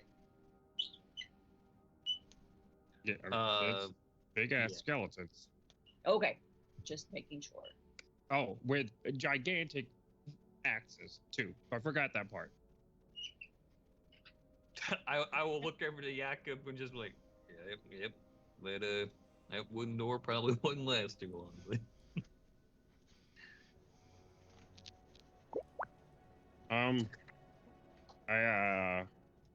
It's a small hallway. There's no way all of us are gonna get down there. That's gonna be a trouble.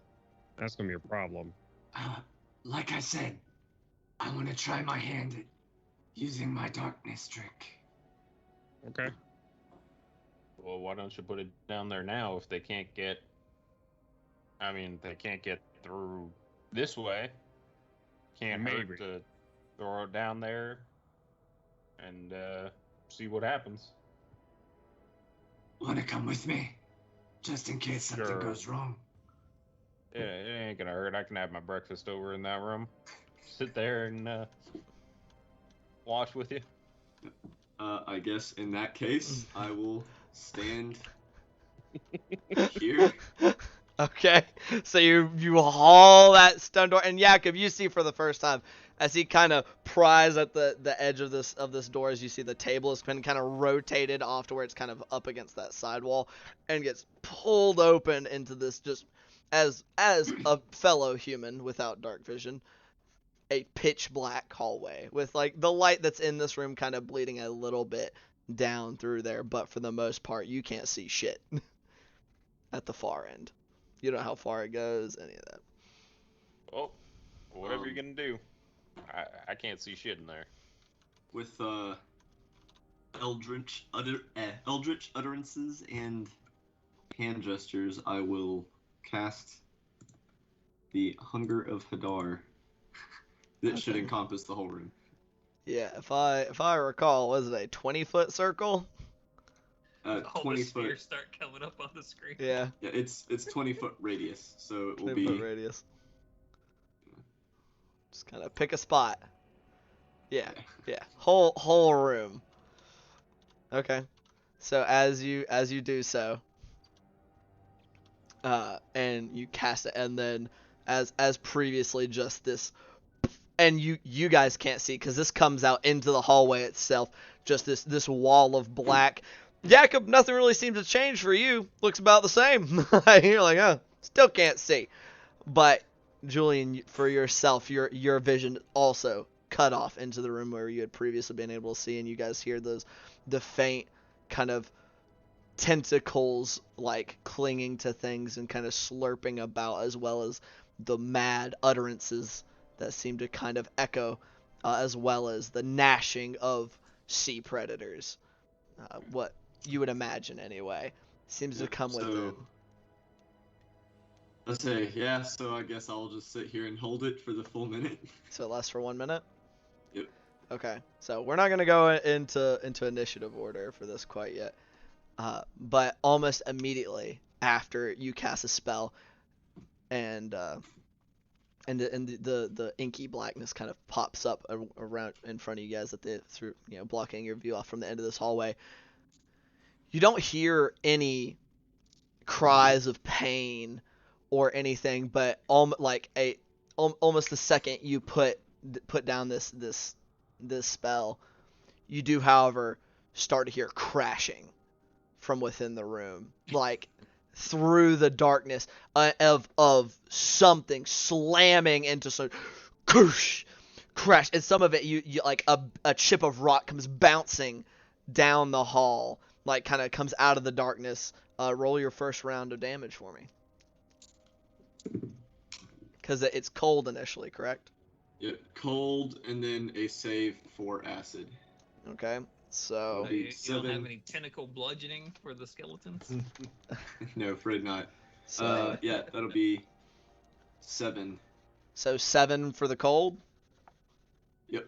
All right, and then it's a dexterity save. Let me confirm for you. Yes, dexterity save. Okay. Your saving throw is higher than an 8, I presume. Yes. So roll your acid damage. We're gonna do this kind of a couple of times and then go off of that, so we're not sitting here doing this whole time. Also okay. 7. 7? Okay. Yeah. So as you're sitting there and you hear this crashing and chips of rock kind of coming down the hall, and you can hear it clattering from within the room as well. That's not what I'm wanting. That's not what I'm wanting either. Okay, and we're gonna do a quick.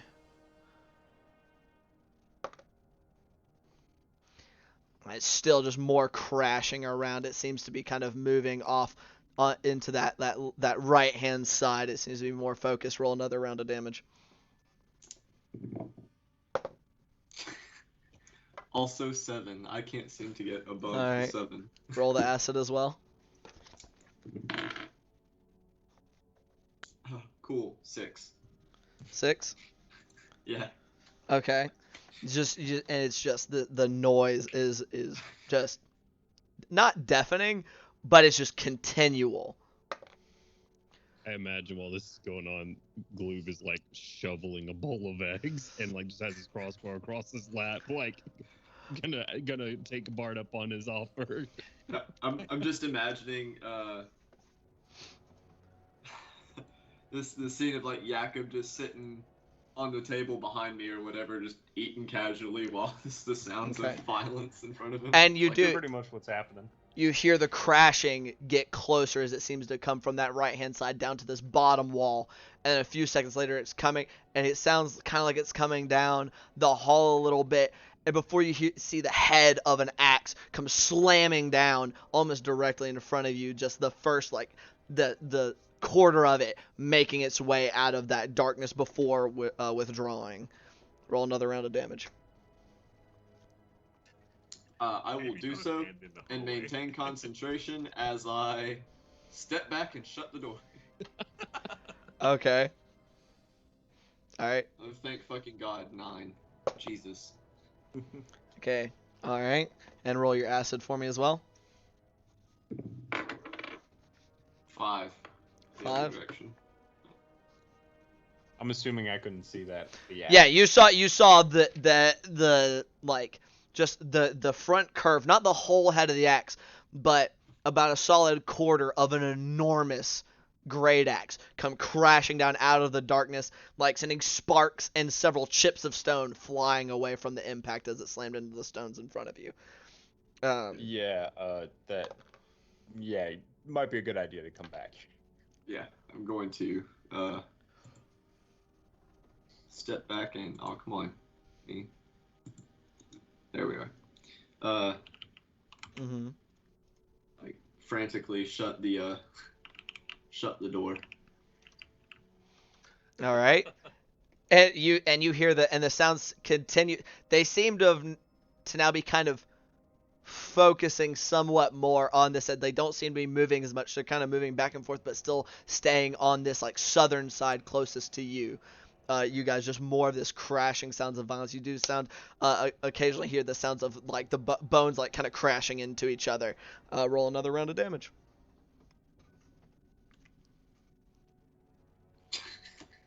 7. 7. Jesus. 7 is average on 2d6. I All want right. like a 12 or something. All right, and roll your acid damage as well.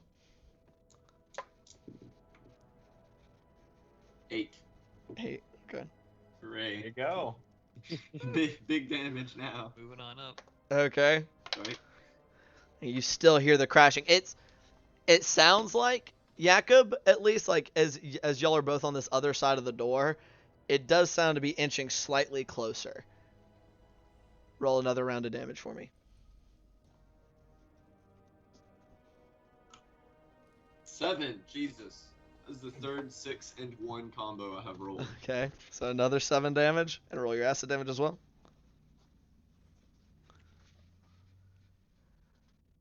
6. And y'all do all hear this from outside, just this absolute just smashing noises. All of the mercenaries like stopped mid-bite after this started going on, or just staring at that room. And so is Ella, except Ella has like one hand on the hilt of her sword. And you said 7 as well? For the acid? 6. 6. Okay. How Can't catch a easy break is it- on this. Huh? How easy is it to open and close the door? It's like a little bit like it's heavy, but it's not like enough that it would require a strength check. You're just kind of having to Okay. just kind of it's like the hinges or whatever it seems to swing on seem to be pretty well maintained. Okay. And once again, the crashing and just sounds of violence and the pinging of stone bouncing around the hallway seems to get slightly closer. Roll damage for me one more time. Uh-oh.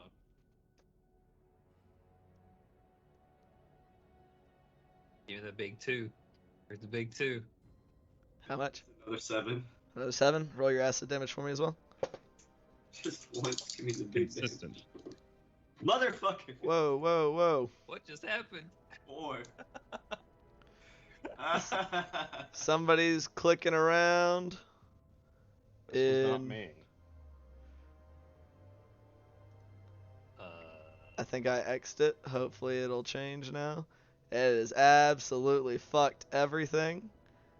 If anybody's clicking around on stuff. I think Look at all somebody that chose cool- together mode or something. Yeah. Yeah. Let's see if we can undo that. Okay. I think I just Just swapped at the it top, back. just go back to Yeah. third view. Yep. We should be good. I haven't Oh, gotten no. Jones back yet. There's Jones. Are we back to... Someone put it on together mode. Yeah. Grid Holy view. god damn. That is... Oh boy. That would be me. I'm so sorry. You're okay. See, All everybody good. can't see the tail spire at the same time. Gotcha. So, yeah.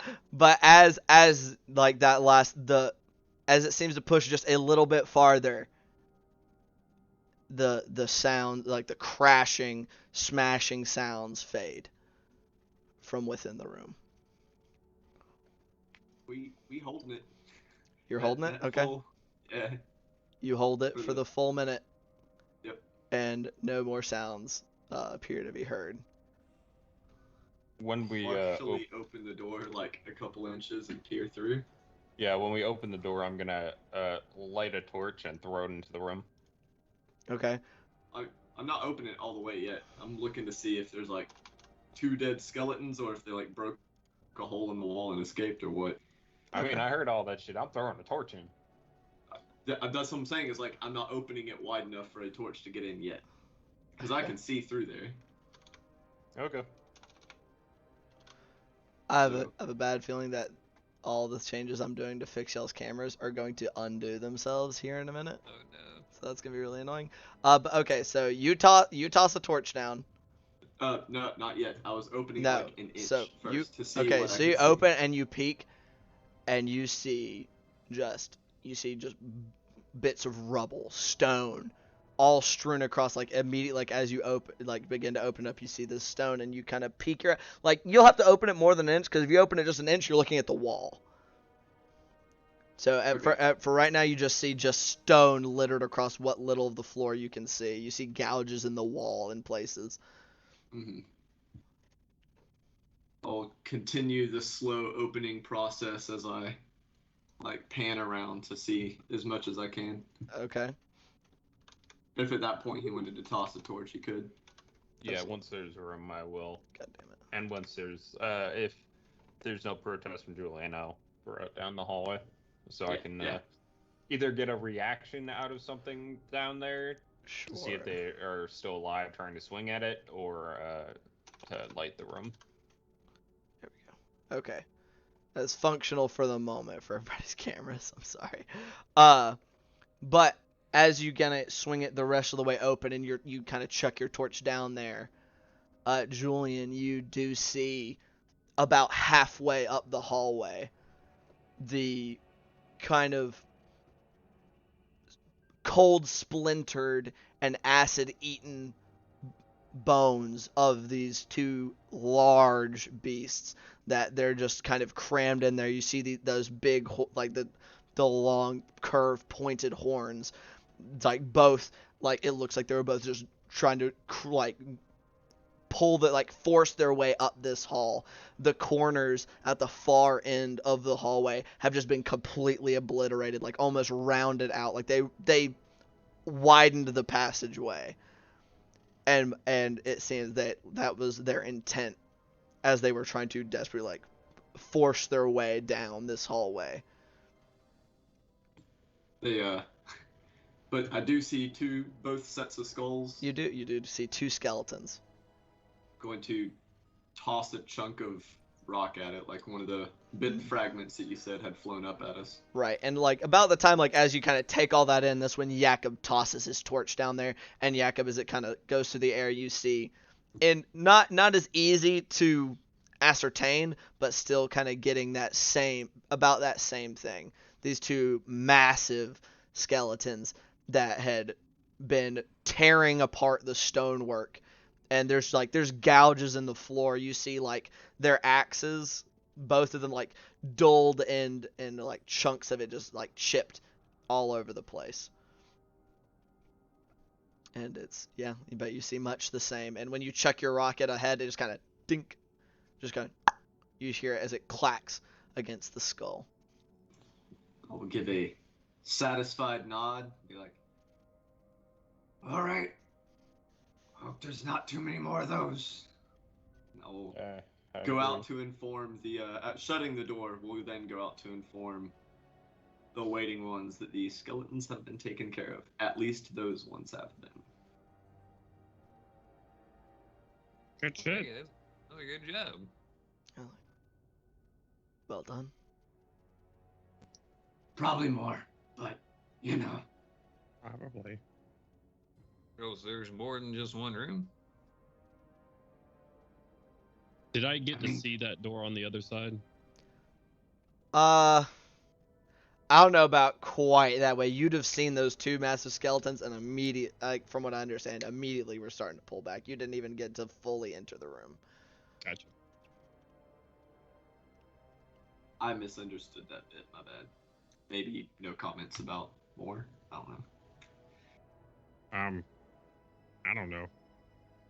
As a weird ass broom closet, if that's what that is. Like, When you're done with breakfast, we can go inspect the room. Good job, by the way, Bart. Really tasty. Thank you. Julian will now also eat. Quite delicious. Indeed. Happy to oblige. Ugh, this is why you don't roll d20s between checks. Got that nat 20. Balin kind of chirps up. So,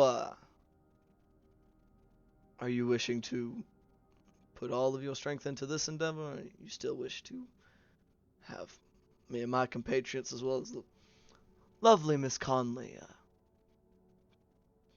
pursue double duty? Ella's kind of kind of glances back over at them from where she was kind of looking in the direction of that room. Seems wise. Yeah.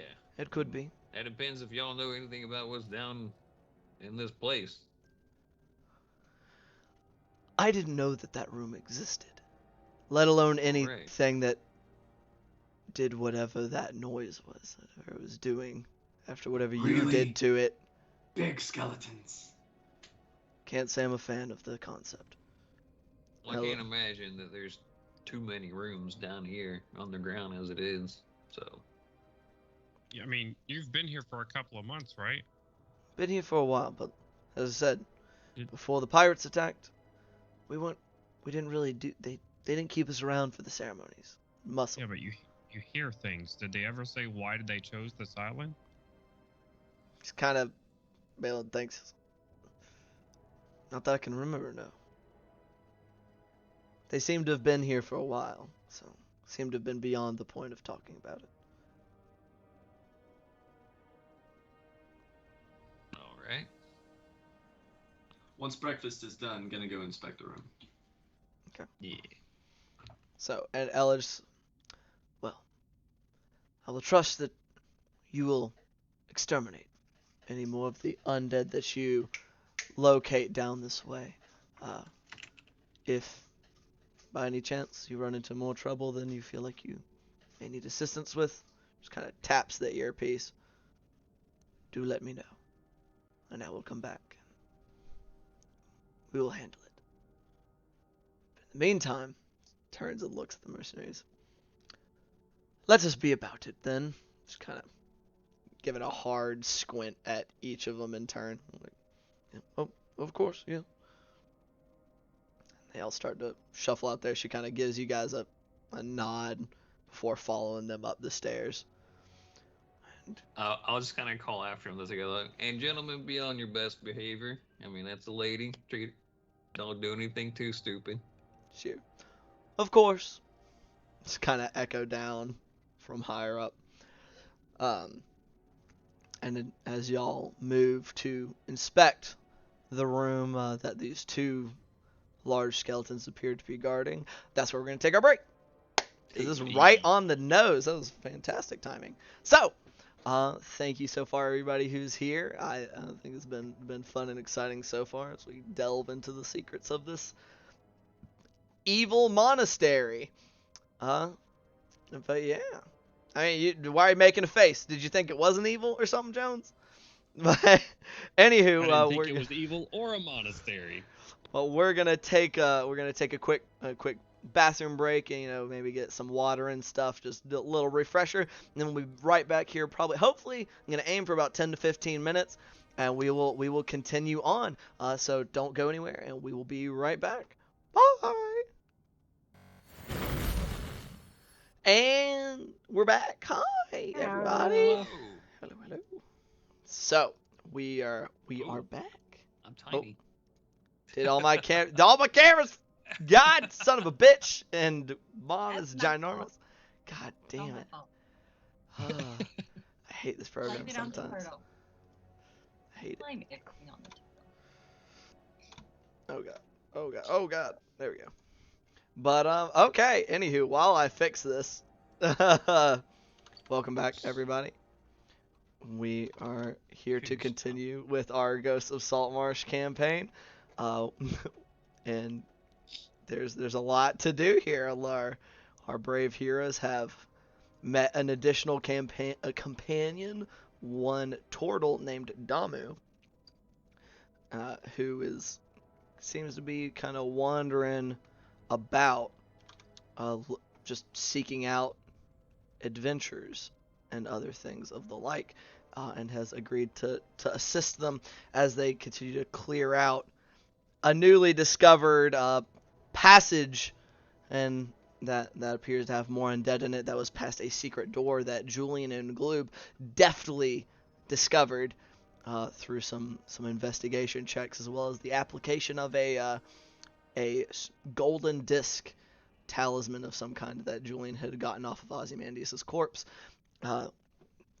Gloob's doing a bit of scouting ahead and figuring out that there are 2 enormous Minotaur skeletons as the guardians of this first room quickly retreated, and Julian decided to see if he could deal with them using a bit of magic, as it was a fairly small passageway, and they are some large bitches. So he, casting a Hunger of Hadar spell into the center of the room, they waited them out as the sounds of their destruction of the room within seemed to start making its way down the tunnel. However, they expired or re-expired before making it more than halfway down the tunnel, having demolished sections of it to widen it, to force themselves down. Ella has taken the prisoners, mercenaries, who have been informed that, perhaps their what's the word I'm looking for? Their sentences will be more lenient if it has been brought to light that they assisted in the purging of the undead of this island, and have been led off to do so, beginning to make their way through this masses of skeletons that comprise the Skull Dunes. And our adventurers are going to continue exploring the underbelly of this monastery. So, y'all are all getting ready to move on into this room here. Who was going in first? Is that me? Apparently it's Julian. Julian is already in there. Yeah, going You got in it, with Julian. I said, I think before we took our break, that I was heading that way. So Okay, sure. with my skeleton smashing stick and my shield in hand, I will go inspect what is going on in here. All right, and all your mercenaries plus Ella Conley have disappeared to do battle with their own undead. I really wish I'm just gonna say something that I would like Tailspire to create is a way to individually alter how much you can see, because there are some of you that have dark vision, some of you that do not. But what can you do? Anywho, for those of you that do have dark vision, Jakob, you did toss a torch in here. So you do have that flickering on the floor in there, so you actually can make out this room. And it's kind of as you see it, a square stone room, old stone that looks but it's not weathered. It does look like maybe some wet has crept its way down here due to the placement of this island being in the middle of the ocean. But for the most part, it hasn't been eroded too much. Except there are now giant, you can see where gashes of stone have been chipped out from where those skeletons' large axes lashed out against the walls, and where they gored or attempted to gore the wall with their horns. There's just chunks of stone and stone dust kind of littering the room currently. Well, is this bowl still on the altar back here? Yeah, it's the only difference being that the table has been kind of turned towards where it's pushed up against the walls, kind of to your right as you enter the room. I'll grab that bowl and cast light on the inside of the bowl, and then just hand it off to whoever's going first if they want to have some light. Like a bullseye lantern. Yeah, you can. It doesn't come back against you. I don't. Does it allow you to cast it only within it, or does it make the entire bowl glow? I thought you could. That's a good question. Just out of curiosity. You could create a light source on something. You could attach something to the inside of the bowl and cast it on that something. I'm like, it's a simple cantrip. I'll say that you can, like, just the inside of the bowl, so you just kind of have it glowing out. Now, it's not really contained, so it does go out and then just kind of spread out. It's not like a spotlight. Right. For sure. But you do have a portable light as you guys go in there. Off to Jakob, who's probably going to be the one that uses it most. Thank you. And I will conduct my pushing the bones around to see if there's... and I do see the door once I'm in, right? Yeah, after y'all come in, you do see this old wooden door that is kind of off to this left-hand side. Before we fuck with any more doors, I'm gonna search the first room. You're searching the room? Okay. Yep. Roll an investigation check for me. Hey, yeah, I don't know how these giant skeletons work. Maybe they're powered by like a fist-sized ruby for their heart or something. Okay. I got a 12. 14. I got a 12 and a 14 for investigation checks in here. Yes. Looking around, you don't see much that was already there. It just seems to be a plain stone room. You can kind of make out from like dust where these two skeletons had been standing guard on either side of the passageway, but there's not much in here aside from that. Coolio. Glue will like take the horns of one of them and just like look at the group and like, what the hell are these things? What are these things? No idea. Shall we? Gesture at the door. Holy shit! Yeah, I guess so. I mean, is it locked? Dungeon Master. You go and you kind of go to reach for the handle. Does not appear to be locked. Does the handle even work? Yeah, it does. Okay, I didn't know if it had been like torn to shit or something. They did not. It seems they didn't really go rampaging into this side of the room. Okay, cool. They had a mission. You did see on almost every other wall. They did. The rest of the walls are torn to shit. Gotcha. Well, they were lashing out about. We will proceed forward then. Okay. So you go to open this door. Let me kind of give you this is a really rough way to how to try to do this without. You got it, Julian? Oh God, wrong thing. Sorry. Uh-oh. Julian, what'd you do? I have so many of these things, and this may have been a mistake. Oh God, that's that one. God damn. But you see, kind of in front of you, I'm just gonna have to reveal it as we go. But you do see, kind of, you're at this kind of T junction. There's a wall directly in front of you, and two paths that seem to go off, one to your left, one to your right.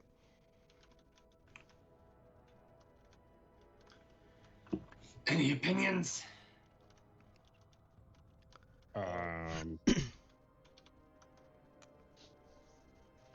Let Glue go first and see a lot more sneaky.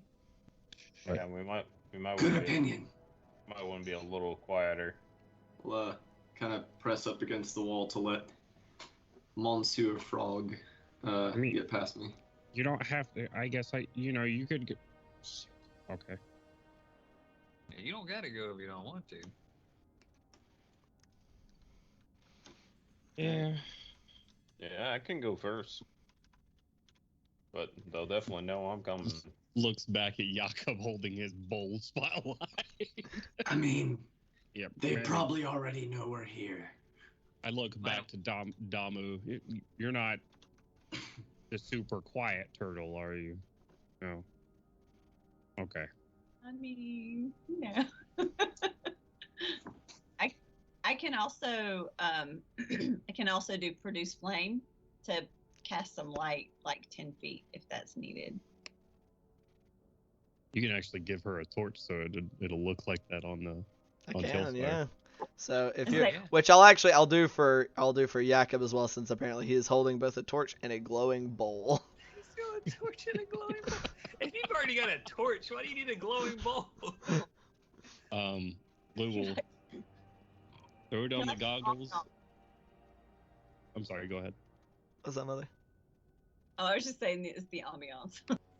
Yeah. So you currently have a turtle who, in a kind of semi-cupped hand, has a flame floating, and Jakob, who has a shining bowl and a torch. You don't have to carry around the torch. You can just leave it in here if you would like, Jakob. But do they both produce about the same amount of light? Ish. Then yeah, I'll leave the torch. Light, I believe, it does create about 20 foot of bright, or is it only 10 foot? It's not. It's not super crazy. 20 feet. Yeah. Nope. Yeah. 20 okay. foot and 20 foot. Yep. Yeah. So I think it's actually a little better than a torch. So I there have you a go. question. Yes, ma'am. Because Gloob can see in the dark because of his goggles, right? Right. Is all this light blinding him? He's in the front, so not particularly. It gives him dark vision, and so it's not like night vision goggles. It's granting him something more akin to like natural ability to see in the dark. Got it. So left or right? Any opinions? Left. Let's try left. Left it is. Okay. Glue will try to sneak around and be as quiet as possible, and head to the left down this hallway. All right. So you're starting to go here. Gosh darn it! I believe pieces of my. I can't tell because this one was. Yep, that's that one. So that would have to be. I'm gonna this one. celebrate There this we go. 31 stealth check while you do that, though. Yeah. So you are with a natural 20. Stealthy as a motherfucker. Yeah, you're like y'all as Gloob kind of coast forward. Y'all hear not a whisper of sound as he makes his way forward. Gloob, and you see kind of right in front of you a hall that kind of goes immediately left. Okay. And as you step forward to there, I would like for you to make a good gracious, what the fuck? Dexterity saving throw? I believe it is a dexterity saving throw, yes sir. Oh no!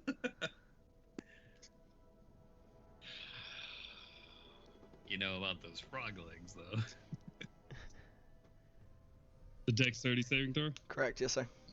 Okay. I don't know what I get to this. +8.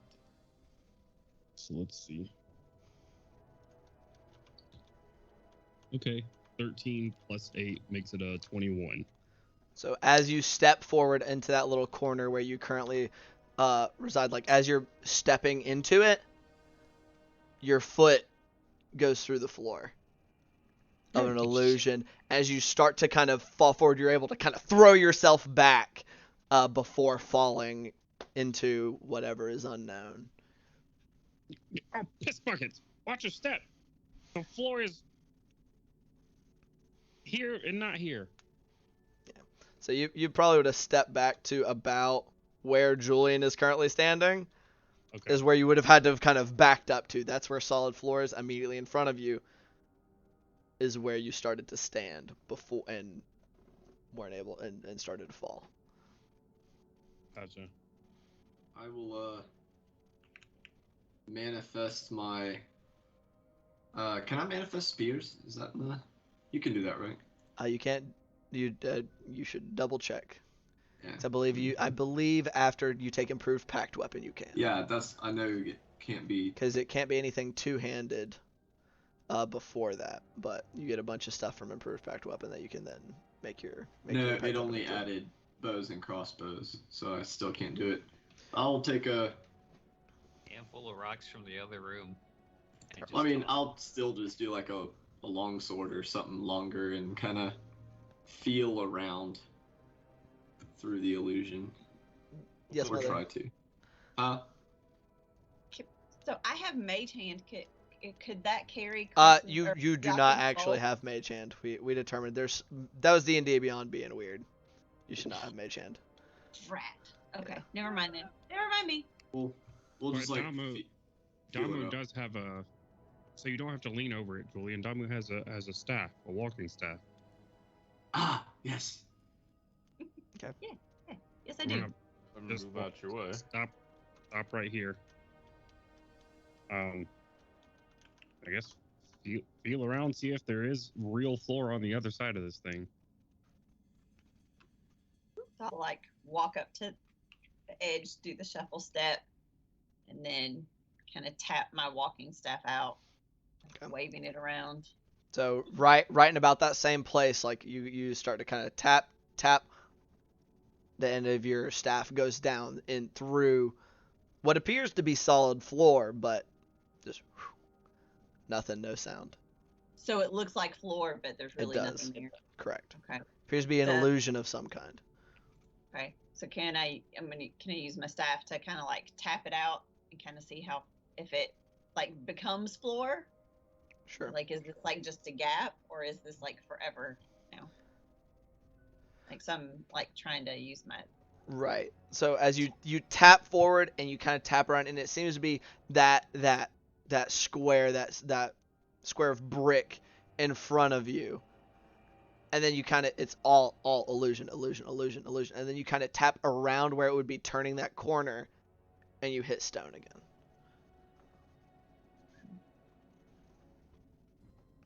So how far is that? So it's about this 5.5 foot square, this 5 foot square and some change that's right in front of you appears to be illusory, and then immediately to the left of that appears to be to be solid. It seems like this area right here is good.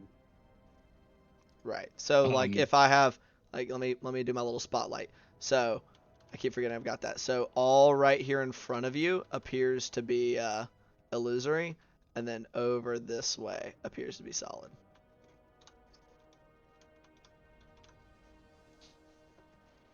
All right. I can make it to that over there to see if there's anything over there worth looking at. Do you want to hang on to my staff and I'll swing you around the corner? I should be able to jump it pretty easily. Frog legs and all that, Bart.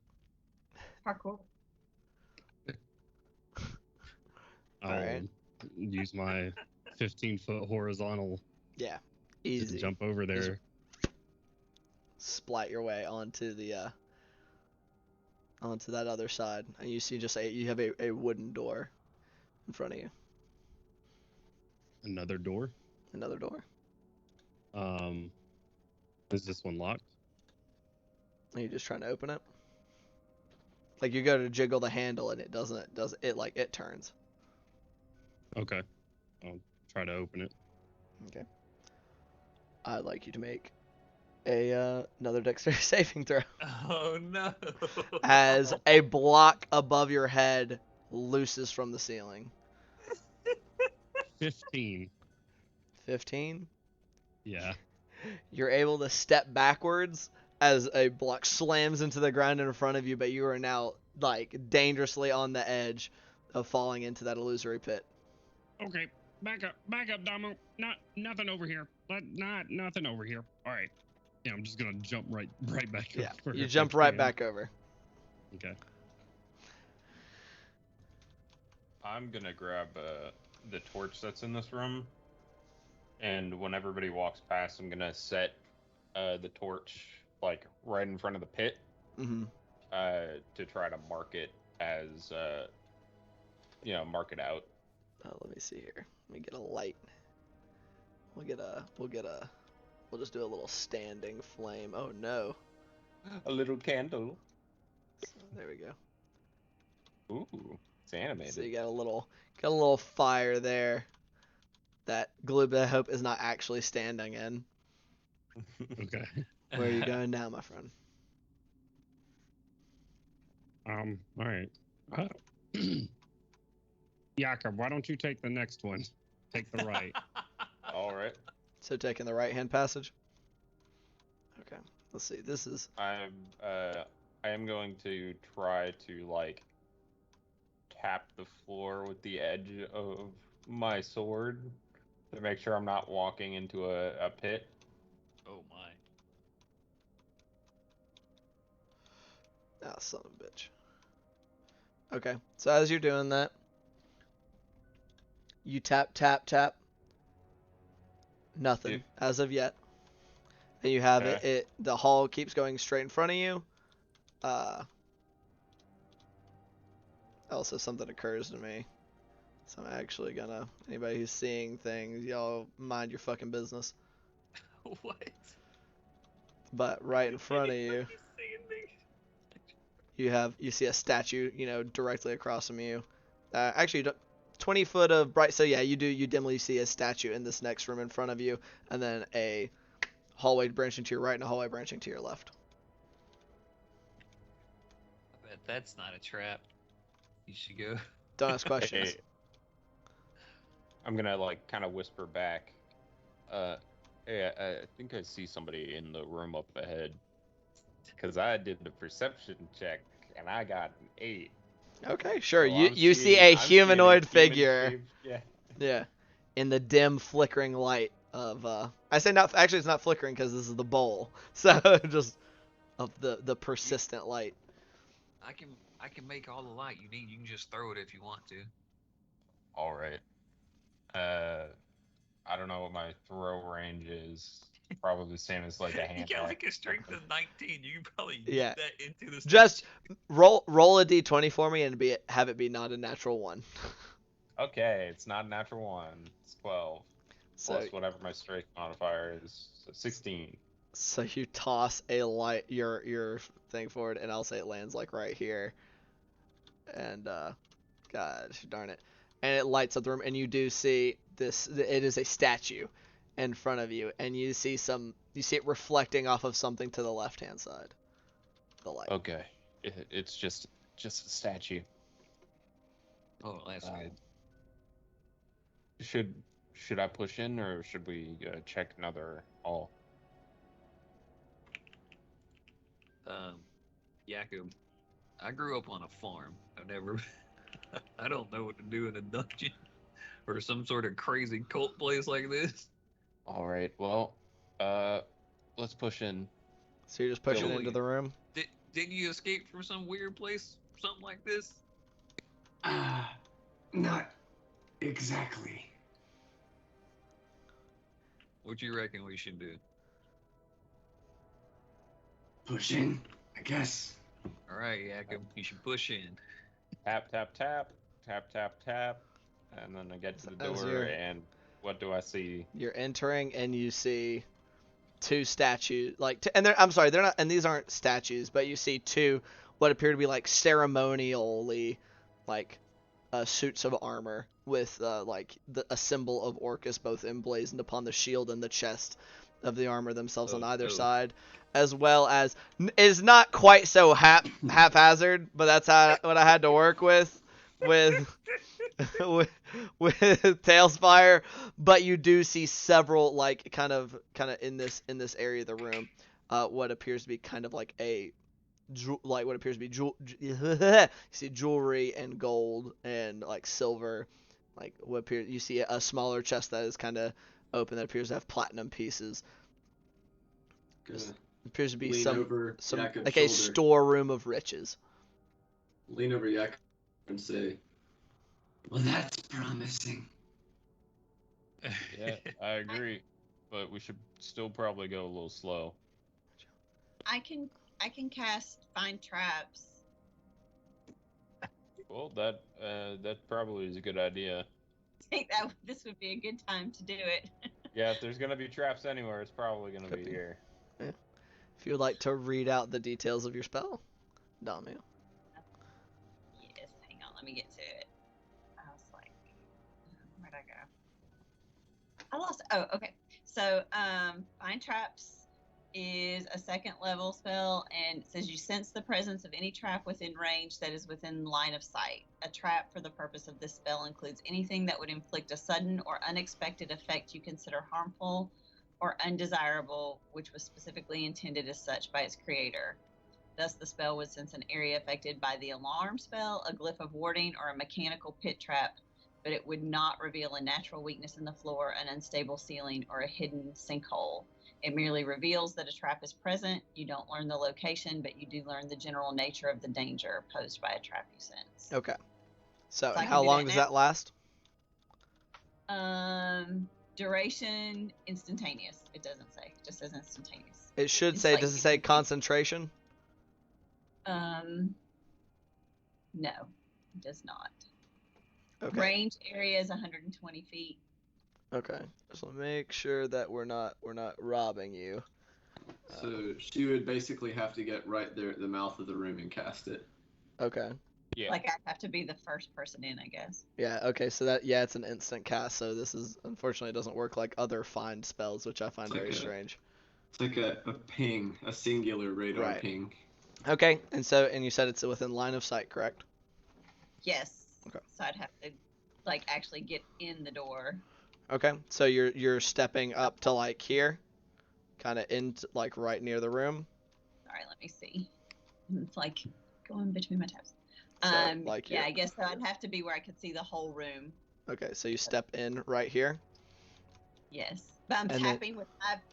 Yeah, and as of yet, you haven't found anything else, and you step into the room, and you perform a quick couple of a chant, and as well as some hand motions as you cast your spell of find traps, and you don't get anything from within your room, but directly behind you, all the way at the end where that false floor is, you did get a ping directly behind you. So nothing in front of us. This room seems good. All right. Push into right next to Dormy, and then stepped into the room. I guess probably walk up to this door. Okay. Oh, there's some of this if you want to put that in your bag there, Gloob. I'm gonna inspect the armor of Orcus. Okay, so y'all are all just kind of all coming into this room, and you're coming up to the armor. You're going to the door. What's everybody else doing? Because as you're all stepping into the room. This is the second thing that is not as it seems, so I'm going to assume that this is just a monster. Gloob says, looking at the pile of whatever this is in the floor. When Jakob says this. Okay. Yeah. The ping that she got was not from within this room. She got no... Yeah, she got the trap from behind you guys. The false floor. Okay. She got no pings from within this room. The room is good. I want to poke the... I want to, like, use my staff to poke in the pile to make sure there's nothing in there. I don't trust... So Damu has moved up to here. You've moved up to the door. You two have moved up to the armor. Is there no wall next to the door? There is. The way I have things, like, I struggled with this for quite a while. Yeah. It was very finicky, unfortunately. So it's not perfect. I just want to make sure I wasn't standing at the pillar. Yeah, no. You're standing in a square room. Like, it lines up with where this door is and everything. Okay. Dami, you're stepping directly up to the pile, and Julian is stepping directly up to the armor. What is your AC, Damu? I believe it's 17, right, because of your shell. Uh-oh. Did I lose you? Nope, you're blinking. Oh, sorry. Your armor class is 17, correct, because of your shell, right? Yes. Okay. So, as you're starting to poke within the pile, as your staff impacts the first, like, little bit of jewels and gold, it doesn't, you have just enough time to process that this doesn't feel like I'm hitting metal before one of the chests all of a sudden widens up as you see rows of teeth. Oh no. And a kind of a tongue kind of thing comes shooting out and slams into you, sticking to you as it does so. Oh, that is the wrong die. Whoops. Dealing 9 points of bludgeoning damage, and you are now grappled by this aggressive chest. At the same time that this is happening, Julian, does an 18 hit your AC? I don't think so. No, it does not. Your AC should be 16 plus 2 from your shield, correct? +1 from the racial feature I took at level 5. Okay.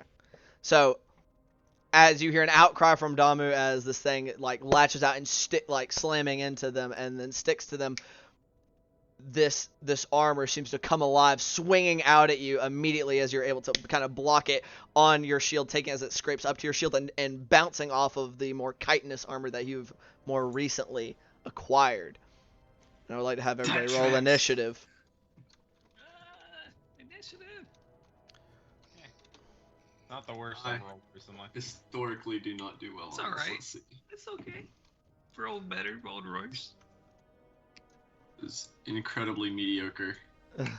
I'll be a 13. And y'all hear a similar motion from the far set of armor as it also jerks to life. So if y'all give me one, actually I'll go. We'll record y'all first. So, has everybody rolled? Okay, 25 to 20. Oh, okay. 20 to 15. Oh, 15. 15 for, wow, 15 Jakob. as well. Okay, which of you has the higher dex? +2 dex. So we got +2 dex. I got 14. Do you have 15? No, I have 14. Both you roll a d20. Or you can just defer. So we got Bart with a 15, and then Jakob with a 15. All right. Wow. Okay, 15 to 10. I'll be a 12. 12. Me too. I have 12 So, also. who has the higher? You have 12. Yes. Y'all all rolled 12s. Okay. Who has the higher dex between you two? I rolled an 11. Okay. I have a 12 dex.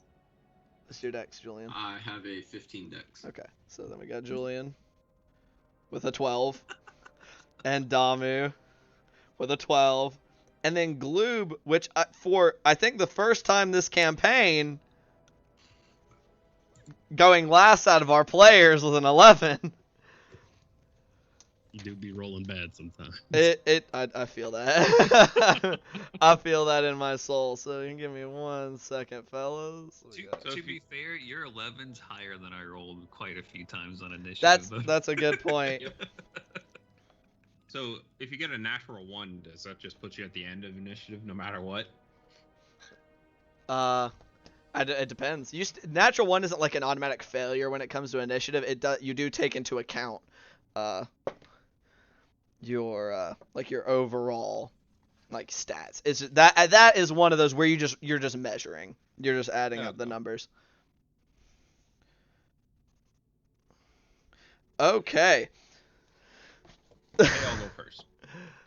They don't all go first. Real quick, let's get a little change of ambiance though.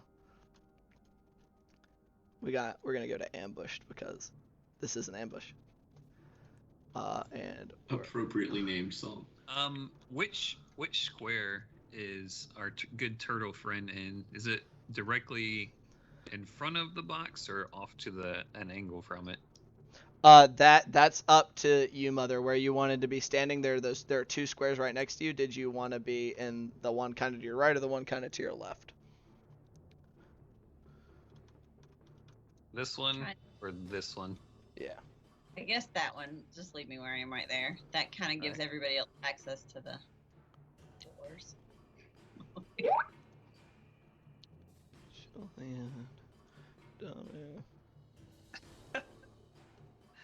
Wait, I skipped Jakob on accident. Whoops, sorry, buddy. I'm used to you being last, Chris. That's fair. So, okay. So, we're going to come to the top of our initiative to the Mimic. Which is going to, which is going to try to, as it yanks you kind of closer to itself, with the tongue-like appendage that is currently stuck to you, as it's going to kind of try to chomp down on you with those teeth. With a 19 to hit, You take another 9 points of piercing damage, Damu, as well as 7 points of acid damage. As I have so many unmotherly statements to make at this point. Hey, you're the one who went to examine the pile. I'm sorry. So how many points of damage is that altogether? So you took 16 points of damage total from that bite. So you have taken a total of 25 points of damage from its initial smack at you and this bite. Oh, Bart, we lost Jones. Yeah, Bart have to make a serious dinner to sleep on when this is over. Uh-oh. Has Jones said anything? Uh-oh. No, not currently. He said in a Twitch chat that he crashed. He's BRB. Okay. Well, hopefully he will be back soon. So, like I said, as it kind of reels you in and chomps down onto you with these kind of spiky, just like serrated, almost looking teeth, it chomps into you and it pierces your flesh, and then you feel a burning sensation as acid burns into your body. I am so angry. That is so rude. Bart, it's now your turn, buddy. You've seen all hell broke loose. You see both of these sets of armor kind of like stepping down off of these, off of their kind of presentory areas, and are beginning to lash out, as well as this chest that has opened a gaping maw that you wouldn't expect from a chest, is now assaulting your newly found turtle friend. Yeah, that's not fun at all.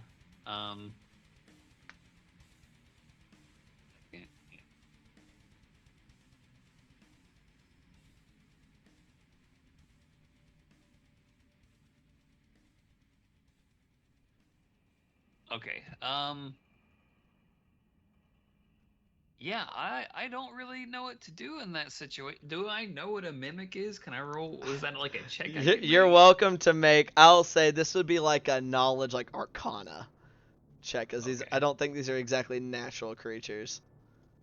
Right. I could be wrong. I might have heard some halfling stories or something like that. All right. I guess you could do history, because these are naturally occurring. Apparently, I find that very strange, but okay. Yo, this is a really good roll. 19 plus 4. So for a total of 23, you do just like immediately like jumps to mind tales you've heard from not only just like stories and legends told around like in your village growing up, but also tales that some like sell swords and other mercenaries that have passed through as guards and stuff have told of their run-ins with similar creatures in like dilapidated areas or places where monsters have taken up residence. Of just these shape-changing predators that will lie in wait and lash out at things that get too close. All right.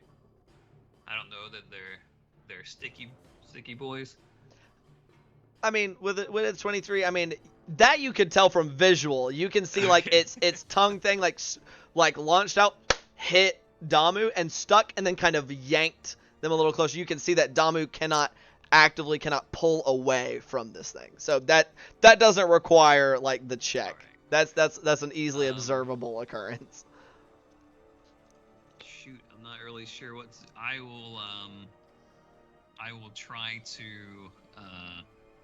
I will pull out some like a bottle of water and try and like pour it around the area and help tug on their shell or clothing or whatever they might be wearing, and render them aid to try and get free whenever they proceed to make a check. Okay. So using the help action to... Yeah. Okay. And with my bonus action, I'm not going to do anything. Okay. All right. I will actually move up right here to do that, though. I want to get in its close quarters to do that. Okay. So as you do, you get in there. Damu, Bart has stepped in. It's kind of like splashed some water from like a hip canteen forward, and is kind of like grabbing onto your shell to kind of help haul you away from this creature. But nothing has occurred as of yet. So we'll end your turn. That does bring us to Jakob. Jakob, all hell appears to have broken loose. All right. My first swing is going to be a Great Weapon Master against the Mimic. Let's see. That's going to be... Welcome back, Jones. So that's going to be 4... Yeah, I'm going to precision strike it. Okay. Go ahead and roll that dice. That's going to be 15. A total of 15 to hit? Yeah. Okay, that does hit. Go ahead and roll your damage. Nice. Yeah, Welcome we back, need Glue. Sorry. You're Also, good, man. I fucked up my camera on reconnecting. Did it? So 18. Yeah. Oh, yeah, it did. 18 damage, you said? Yep. Okay. So as you come in and just your great sword just comes crashing down on this thing. Here we go. That should do it. Ooh. Sorry, just trying to multitask and to get Jones's camera back to where it needs to be. There we go. Your great sword just comes crashing down, and you carve off, and where you would think that because of its chest-like appearance that it would be splinters, it like a chunk of chitinous flesh gets carved off of one corner of it, and you can see some oozing kind of green black blood come out of it after you chop down upon it, and it just lets out kind of a as it's latched onto Damu. Second attack is also going to be against it, another Great Weapon Master. Okay, go ahead and roll that attack. That is... it's going to be a 9.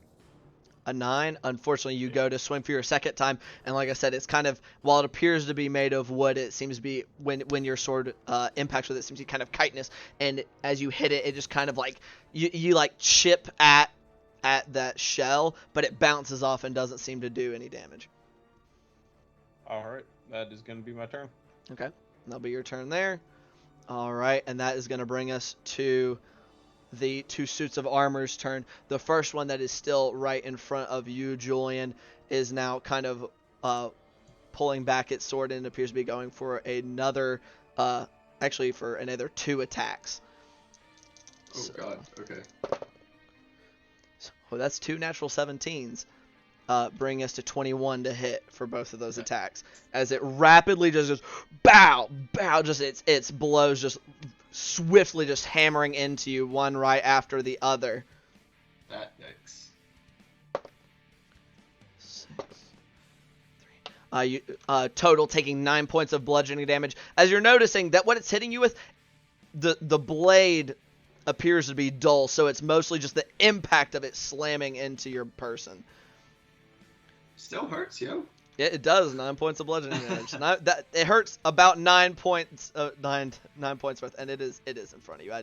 I deleted the statues so they can be where they're supposed to be. This one kind of comes just clanking forward towards you, Jakob, and raises its same blunt edge blade to do the same to you, making 2 attacks. With a natural 8 and a natural 3. Neither of these are going to land as you're able to, as you kind of turn, and one of them one goes skittering off of your armor, and the other you're able to kind of get a hold of your blade and your mailed grip and kind of slam it off to the side as you push your pommel up and above. That's going to be their turn, bringing us to Julian. I am going to riposte. You're going to riposte? Okay. I'm muted, yeah. Yeah, you're good. Go ahead and roll that attack. That is going to be 14. A 14 does not hit. You go to retaliate after like slamming down, kind of bring your sword back over as you grab it above the crossguard, and it just hits the armor and just goes skittering off to the side, like passing through a gap in the armor, not hitting anything in the middle. All right. I'm gonna square up with Mr. McBludgeon Sword here and full swings with ye old hammer of skeleton squishing. All right, go ahead and make your attack roll. Or attack rolls, plural. Nat 20. Okay, so we got a crit. Nice. A Did you use your bonus action first? No, I did not. That's rough. Yep. Whoops. Unfortunate. Yeah, Unfortunate. and I It'd be like this already sometimes. set aside the dice for that too. So a nat 20 and then I think it's +8. A 26. 26 will hit, yeah. So both attacks hit. Go ahead and roll. I'll roll with tears in my eyes because I didn't hex this dude first. All right. That'll be 14 on the first hit. 14. crit. Okay, very nice.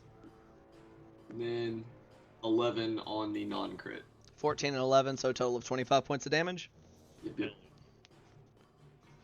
As you lash out in retaliation with your own bludgeoning instrument, hammering into the pieces of his armor, and you dislodge a couple of pieces with your first hit, just slamming into and denting in a bit of its breastplate, and your second one coming up and slamming into a pauldron and just spinning off into the room, clanging off one of the walls. It doesn't have much of a physical form underneath. You do see these gaps just appear the armor just appears to be floating of its own, but it does kind of shift to the side as you just deliver two powerful blows to it. Okay. I would like to use my bonus action to cry myself to sleep because I forgot to hex it first. It do be like that sometimes. All right, is that gonna be it for your turn? Yeah, I'm gonna stay here and I guess we're in a small room. Maneuvering it really gonna be a thing. So Fair enough. All right, that brings us to Damu. Damu, you have been bludgeoned by a tongue-like appendage and then bitten and melted slightly by this thing. You have your newly acquired halfling friend who's kind of trying to assist you in wrestling you away from the sticky tongue thing. What would you like to do? You said I'm grappled, so I can't really do anything, can I? You can. Basically all grappled means is you can't move. That's all that the grappled condition is. It means you can't move anywhere, and it has advantage on hitting you. Who's within 5 feet of me? Me. Currently, yeah. Currently those two. Okay. So for my action, I am. Julian is too. Julian. So all of us. Yep. Everyone but Yakub. Okay. So I am going to summon the wildfire spirit. All right. For my action. And then for the bonus action, I am going to do fiery teleportation to get us out of there. God damn it. Okay. Let me see the best way to represent your wildfire spirit. I think it's actually going to be one of these as well. Mother dearest, had you I had a short rest, right? Yeah, you do have both uses of your of that back, and so that's what this little fire is going to represent. And I realized I'm not sure how I thought you could make things monsters. Did they not add that in? They did, but I think they actually have a fire elemental. So this isn't exactly a fire elemental, but I guess for our purposes, that'll be the easiest way to do this. Because I was like, oh, we can be clever. Actually, we're gonna use. We're gonna make a little imp. A little imp. We're gonna shrink him. I like it that he's powerful but tiny, small and mighty. Exactly, and we're gonna fucking delete that. Okay, so you have your little. So where did you summon it initially? So to where I am. It can't occupy the same square as you. It is its own thing. Okay. So you'd have to summon it.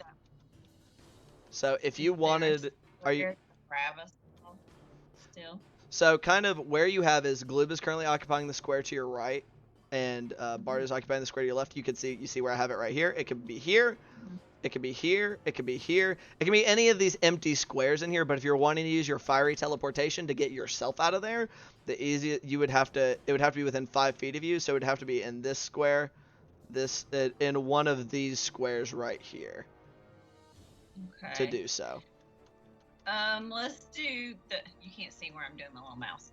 But let's do it the one that's closest to the door, because I want us to get as far away as possible. Okay, well, it does have to be within 5 feet of you for you to also get teleported.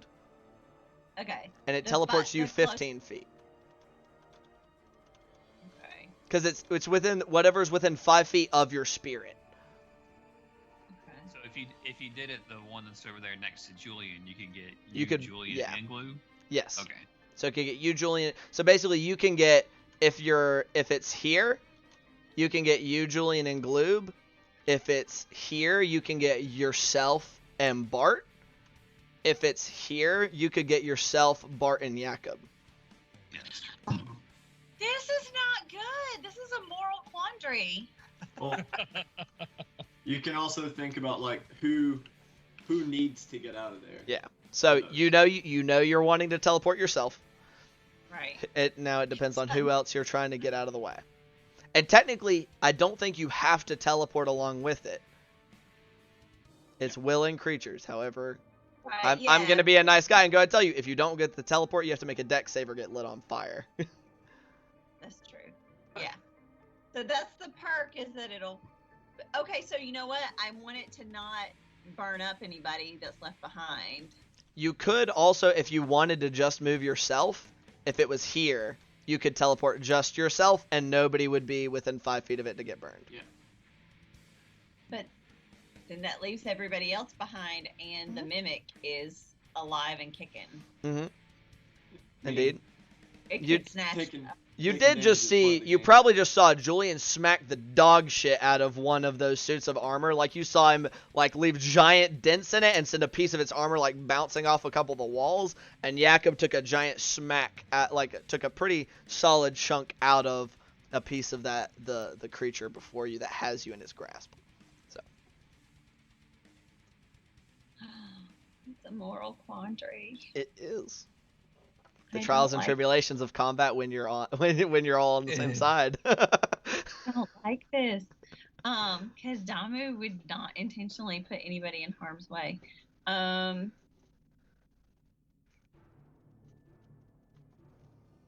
guess who's standing to my left? Bart. This is me. Yeah, that right there is Bart. The one with the warhammer who doesn't actually have a warhammer in character, but you know. That's Gloob. But if I leave Gloob behind, is he gonna get eaten by the mimic? I don't know. You got to make that decision. Rapid fire. Can I get Bart and Gloob? You could get no. You cannot get Bart and Gloob. Due to positioning, you have to choose one or the other.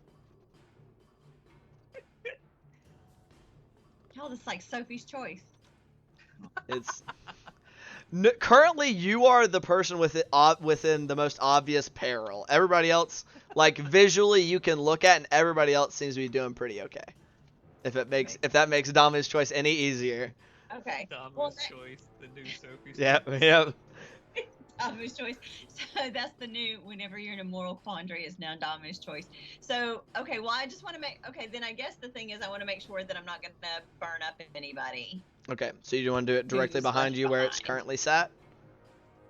Okay, is that going to be what? That's the one spot to make sure nobody else gets lit Correct. on fire. Yep, that would not provoke the dexterity saving throw for anybody. Damn it! I really wanted to burn up that mimic. I'm angry at the mimic. There's not really anywhere you could place it that would teleport yourself and burn the mimic. Okay. If that makes you feel any better. In that case, let's directly behind. I'm sorry, guys. I'm sorry to leave you behind, but I don't want you to get burned up either. Okay, so Teleporting 15 feet back. So yeah, you can teleport 15 feet to an unoccupied space, so you can move 3 squares. 15 feet from the spirit or from her? So this thing says the spirit and each willing creature of your choice within 5 feet of it can teleport up to 15 feet to an unoccupied space you can see. Okay, so you got 3 spaces from this guy then. 1, 2, 3. I was trying to see if I could get to that doorway on the other side, but which doorway? Top of somebody. You could get right here. You could teleport there. Okay. The spirit would also kind of have to blink over there with you as well, so the spirit would kind of end up in this space, right next to you. All right. So you are now, as you disappear in a y'all see as Damu summons up this tiny. What does your wildfire spirit look like? Out of curiosity, what form does it take? Small. No, it is. It's very looks like a very small turtle, Mm-hmm. like about a foot tall, and it's all red and oranges, right? So instead of being light tan, it's orange and bright orange, and but it has very angry, like its eyes are flickering flames. All right. It has angry eyes. Metal as fuck. Let's go. So you see as kind of Damu like swirls one of their hands kind of around that glass pendant worn around their neck, and fire seems to kind of burst forth from it before disappearing and then appearing in that small fiery turtle shape in that square next door before there being a burst of flame, and both themselves and the spirit blink over to this door right next to you. Okay. Is that going to be it for your turn, Damu? And as you do so, you notice that tongue is no longer stuck to you. Thank goodness. Yeah, I think because that's all I've got, right? Because I used my action and my bonus action. You could still move if you would like. If you want to move somewhere else with your 30 feet of movement, you can. Mm-hmm. Unless you just want to be next to that door. Oh. So you get 6 spaces on these squares. Yeah. That you can move. Could I run around the back of that and be on which direction? Because we came in the door that I'm standing by, right? No, you came in. You came in right here. Came in from right here. And this is a solid wall. I will go ahead and say there's a wall right here. Oh, okay. In that case, I'm just gonna chill. Okay. I have dashed into enough stuff today. So you are maintaining your positioning. Okay, perfect. That is then going to move us on to Gloob's turn. What would you like to do, buddy? Gloob goes through a roller coaster of emotions of just like, I fucking knew this thing, and then he sees a little baby turtle. It's like, oh, and then its eyes go with fire. It's like, oh, and so he stabs the fucking mimic in front of it. Okay, make an attack roll for me. I'll go ahead and spend my bonus and movement to get gain advantage on the shot. Okay, absolutely. Go right ahead and do so. That is a natural 17, and I don't have my character sheet pulled up actually, but that's +8, so yeah, 25. That'll hit, yeah. Perfect. Go ahead and roll that damage just, for me. Okay. Where are my dice at? We'll just do that's 3d6 plus d8 plus 5. So holy 18 shit. plus 5 for 23 damage. Very nice. 23 points of damage. Okay. Good gracious. So as you kind of take a second to draw your rapier back and focus and then lunge forward, and you stab it right through one of these little slitted eyes that have popped up on the top of this kind of chest area, and spearing through it, that same kind of green-black blood kind of bursting forth as it just ruptures and just rears back, and once more giving out another screeches. Its tongue lashing around. I just look over to Bart and say, kill it! And that'll be my turn. Okay. Alright, which will bring us to its turn. And as you just stab the shit out of it, this thing turns towards you, and you see that tongue that was lashing around kind of rear back and then comes shooting out at you. Counterspell. This is unfortunately not a spell. I also don't have counterspell, so you know what. However, that is a natural 6, coming out to a total of 11, which I believe does not hit you. That does not hit my So as it comes just launching out at you, you see it coming and are able to prepare just enough to duck out of its way as it comes shooting up over your shoulder and then comes pulling back into its mouth. And that will be its turn, bringing us to Bart, as it's still just kind of it gnashes its teeth several times, and you see that same kind of dripping kind of green acid from within its gaping maw. Well, I will definitely toll its dead. Okay, and it will make a Wisdom saving throw. Oh, Ooh, that first roll is a 12. It does not succeed. And the second one was a 4, so a total of 16 damage. 16 points of damage. Okay.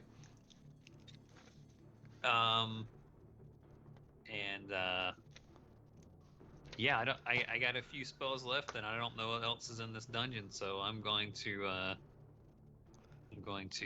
wiggle around through here.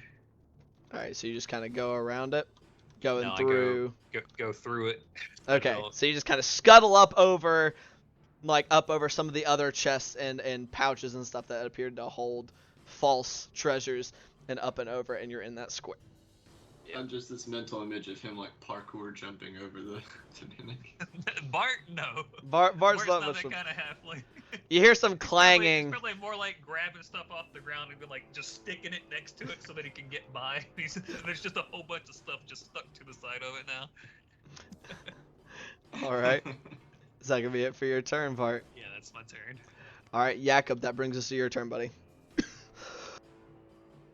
First swing is going to be a regular attack at the mimic.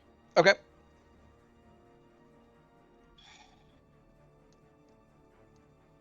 Looks like I'm using another precision strike. Okay. Which will give me a 17. 17 will hit. Nice. It's going to be 12 points? Yeah, 12 points of damage. Okay. Decide its fate.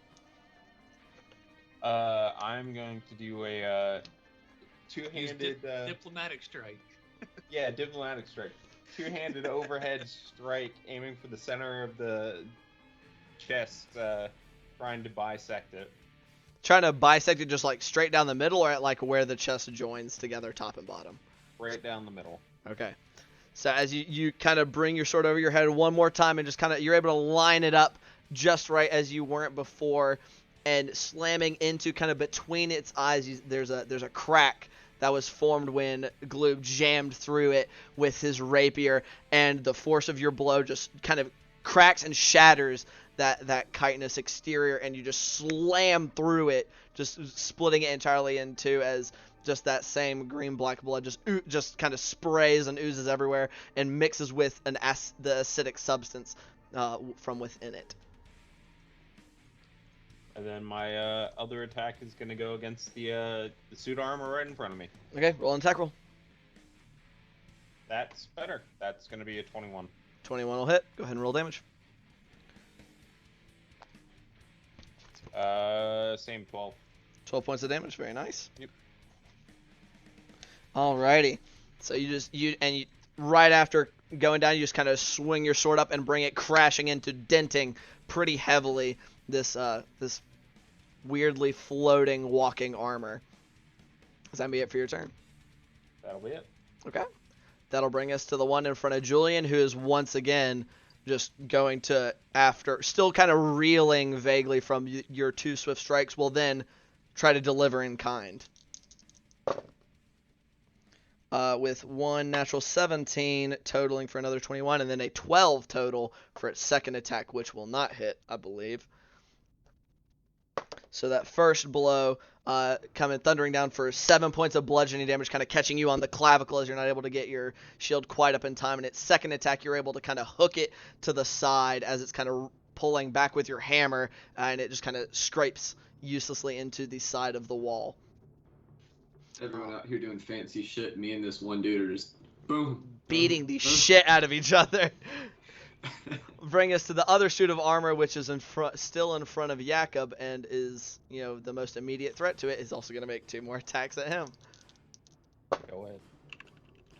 And for a 17 and a 13 to hit, is just both blows glancing off of your armor that it can't get through just with sheer force. Bring us to Julian. Are you going to keep trying to pummel the shit out of this other suit of armor? Yes. Okay. Gonna bring the hammer down on it. You want me to put the hammer down? 16 plus 8, I'm guessing, hits. 16 plus 8 will hit. A 24 does hit its AC. Yeah. Spoiling our big project, dog. B. No, 11. not if you don't say anything, Jones. 11 points of damage. Yes. Okay.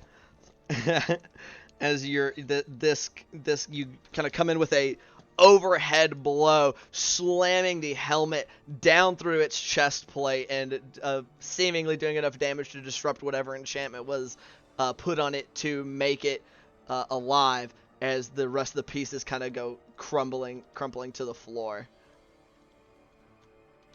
Nice. Gotcha. And if I am correct, you cannot move between the attacks. You can? You can? Absolutely. And you get 2 attacks? Okay. Yep. I was under the impression you could not. That's incorrect. Alright. Hey. Over here, and as I come running around the pile of gold, come in with that side swing to bop him as well. Go ahead. Ooh, I am unsure about that. Does an 18 hit? 18 just hits. Oh, thank God. Nice. I saw that 10 on the dice and I was unsure. That was very close. Oh, fuck. Wasn't me this time. Now you jinxed yourself, dog. I mean, we've already determined I will throw at least 1 die. Right, Yeah. but now you're gonna just like elbow your whole That's, tray off the table, and you're just gonna hear them just scatter. That Probably. is minimum damage with a 1 on the dice for a total of 6. Nice. Alright. Alrighty. And that's So, my turn. kind of like going to step into that area, you kind of step on some like loose vagaries as you kind of not quite able to get the full like arm behind that swing, still putting a dent in its side as you do so. That will then bring us to Damu's turn. Damu, what would you like to do? Already? I'm still trying to catch my breath. Right? It'd be like that. It does. Okay, so Julian's still. Does it look like he's like defeated this thing, or does? There's one still Still standing. Yeah, you've seen you see the mimic in 2 halves just leaking blood and acid just into puddles on the floor, and you see one of the suits of armor that is kind of collapsed into a dented wreckage of metal in one corner, and now your kind of friends are all kind of around this last one. Okay, so I'm gonna pop out my claws and go after that suit of armor with my claws. Okay, so you would need to move to do that, to accomplish Okay, that, that's because you're to not in move melee over. range. So you'd what you could do is, because you can move through your friends, you could just stand atop this treasure hoard here, Freaking metal. as you just kind of like clamber your way up on top of it and pop out your turtle claws. If you like. Yes. And you Do make an that. attack roll for me. Oh, crud. Okay. All right, hang on. Get back over to my thing. And so your claws, it should be on your sheet, but it should be your strength score plus your proficiency bonus. Okay, strength score plus. So where do I do It that? should be under your actions. Yeah, you Right on should see right your. off the claws. Okay. Yeah. It's 10. Oh no, 14. 14. Still, as you kind of go reaching out with one of your hands, it just goes screeching across the breastplate of this intelligent armor of some kind. Just an ear-piercing screech, but it doesn't seem to do anything aside from like a visual damage to it. Okay. Can I use for my bonus action? Can I use my other claw? Unfortunately, not. No. You can, however, command your fire spirit to shoot at it. Oh, thank you. Okay. Okay. So that's what I'm gonna do. Thank you. Okay, so that one's gonna be 1d20 plus 8 for that, as it shoots out a little seed of flame. Okay, so let me get to my D20 here. Ass fireball. Boom! Yeah, everybody make a dexterity save. Okay. It's actually a maximized fireball. Wait, no. Yeah, Dom has got old school meta magic. Boom. Okay, wait. And no, why is it doing that? Stop. Okay, 20. Roll. Okay, there we go. Okay, you said that. And then add was 8. 8, so 22. 22 will hit. Roll a d6 and add 3.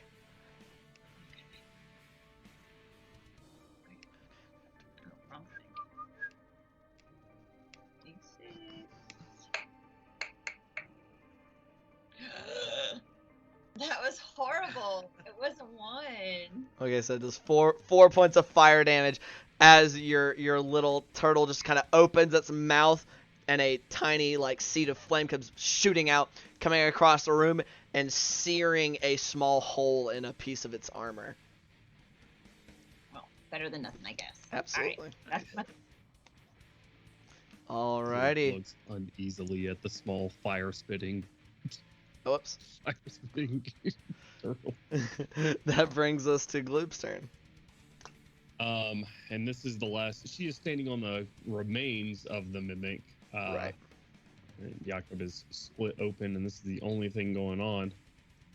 Gloob will run around behind his friends here, get right here behind the armor, and try to just like cut some of the leather straps that are holding it together apart. Sure.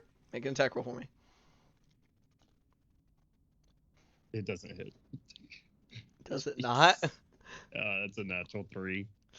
Unfortunate. We're You an kind 11 of total. go to swipe at it, and you just clang off of a piece of like its armor, just a piece of its like armor. So it's ping. Gloob, you telling me you don't have a plus 15 to attack? What are you doing?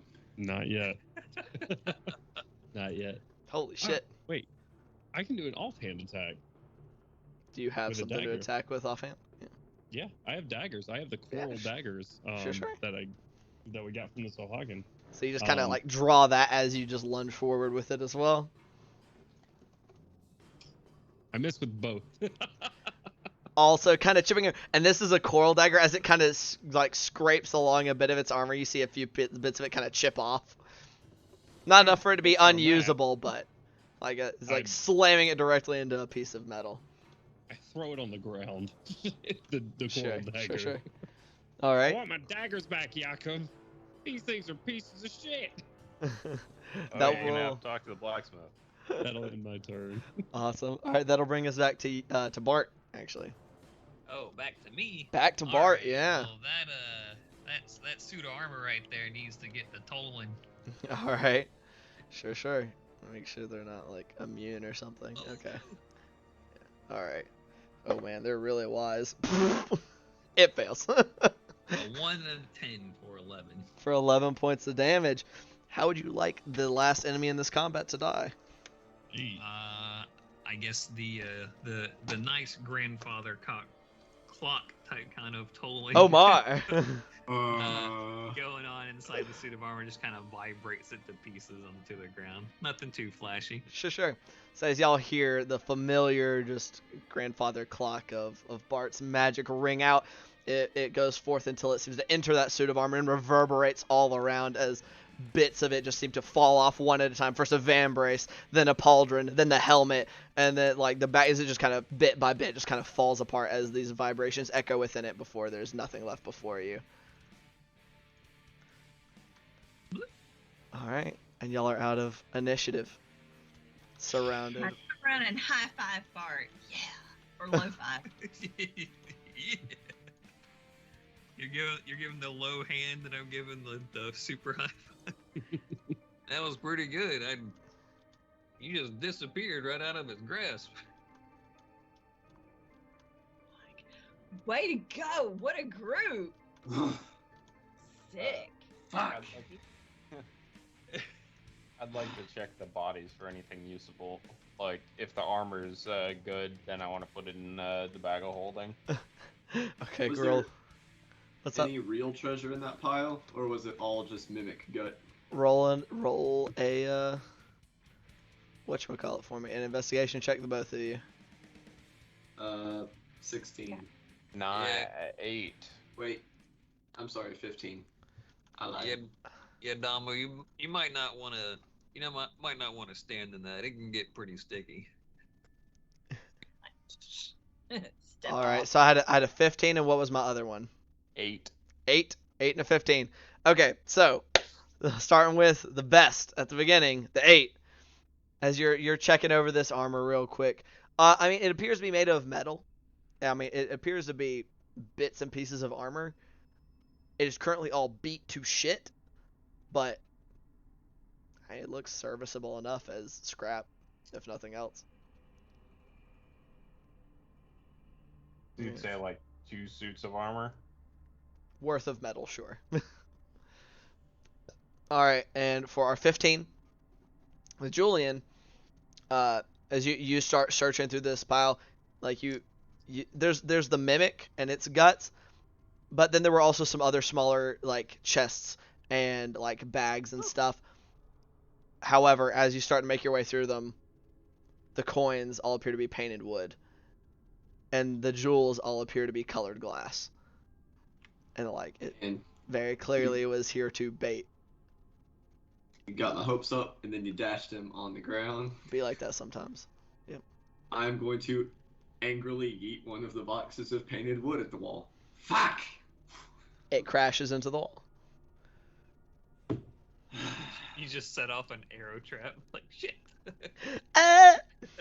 That would track so hard right now. Well, what do y'all think? Should we keep checking the rooms, or do y'all need to take a break?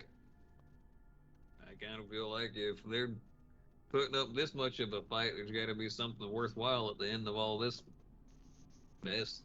Oh, there fucking better be. Didn't even get cut by the sword, just beaten with it like some kind of aluminum baseball bat. Alright. So, and as well as y'all are kind of moving about this, or is kind of resting up, Bart, you will kind of notice as you're just kind of glancing around the room that there's some similar scuff marks around this section of wall as there were on the one for the in the ritual room. Hey, look over there in that corner isn't that where one of the suits of armor was? It was kind of, yeah, it was kind of right up against that corner. It was kind of right here. Right. It looks like there might have been something getting moved around over there on the floor. We'll huffily go and look to see what there is to see. Go ahead, just roll a quick investigation check as you go to check out that wall. A 14. We are moving further down. Well, shit, too late now. It's with it pointed out. This is something similar. After a quick investigation, you find a similar engraving as to the other wall.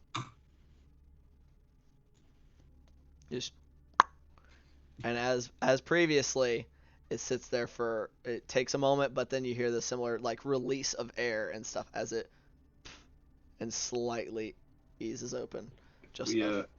We go and shield up to open this door. Okay. Well, while he's taking a moment for that to open, I'd like to ask.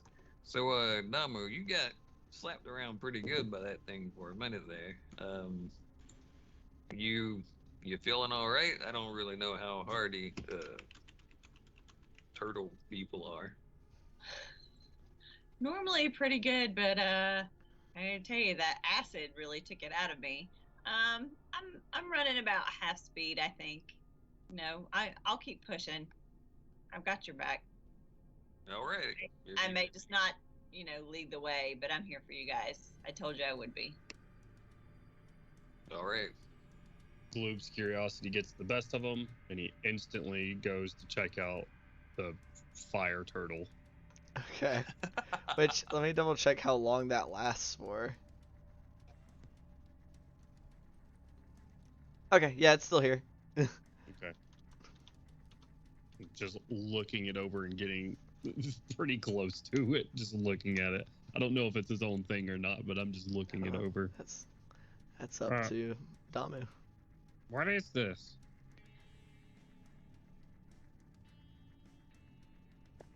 This is my wildfire.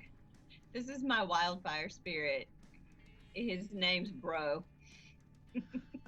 Hell yeah.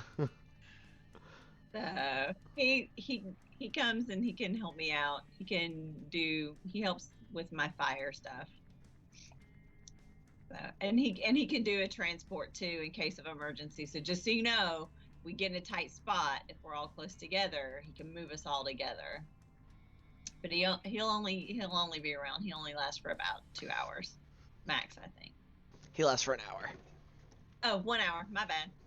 So he's about halfway through. Not even. Yeah, it's been a handful of minutes. Great. That should be pretty handy. What other kind of magic stuff can you do? Fair variety of things. A lot of stuff around fire. I produce flame. I can absorb elements. I can create or destroy water. I got some cure wounds. Hey, Gloob, I got some jump. Or Bart, maybe that might help you. You said you weren't very jumpy, but I can help you with your jumps. So I just got to be able to touch you, and you can triple jump. So mostly things that are mostly like around fire, helping type stuff. I'm not warriors like you guys are warriors, but try to be helpful. You're from a tribe of fire turtles? Pretty much, yeah. Yeah? Yeah. Well, I kind of picked it up as I went along, but yeah. It sounds pretty cool, I'm not gonna lie. Never seen a fire turtle before, but I like it so far. What's up, bro? Can you hear me? And he turns toward you, puts his flaming gaze on you. He does a nod. He does the bro nod. Then he does a chuckle.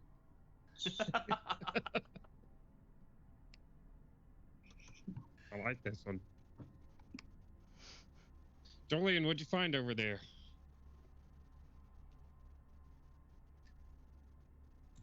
Uh-oh. What does Julian find over there? The door has cracked open. That's what I'm saying. Are you opening it and going through? Yeah, like I said, while they were doing all that, I was shield up, opening it, and seeing what I see. And I'll be behind them. What do my shark eyes see? Gosh darn it. Let me see here. Actually, I'm hoping some stuff doesn't accidentally get revealed during this. Everybody close your eyes. Yeah, right down here. But basically, you just see. You can ignore that by there. But you do see as this wall kind of opens up similarly. You see a hallway leading to a wooden door, as well as a kind of branching off immediately to the right, as well to another wooden door. Advancing, shield out. Okay. I get the sense that there's some more going. Ow, fuck it, get out of here, fuck y'all. Is there a difference between the two doors? They both appear to be similar to the wooden doors that you've seen so far. They're just old, dark, oak, maybe, just this dark, heavy wood, fitted with, a handle, as well as, those metal straps going across it, making a solidly sturdy wooden door. Just like on the box. Alright. Yep. Jakob's directly behind me. I will open the... Which door are we opening? The door on the right. Oh, hey. Shit. You're opening the right-hand door? Yep. So this door opens. Let me see here. And you just look straight through, and it just curves off and this hallway goes down and then turns off to the left, vanishing. Alright, I will open the door ahead of me.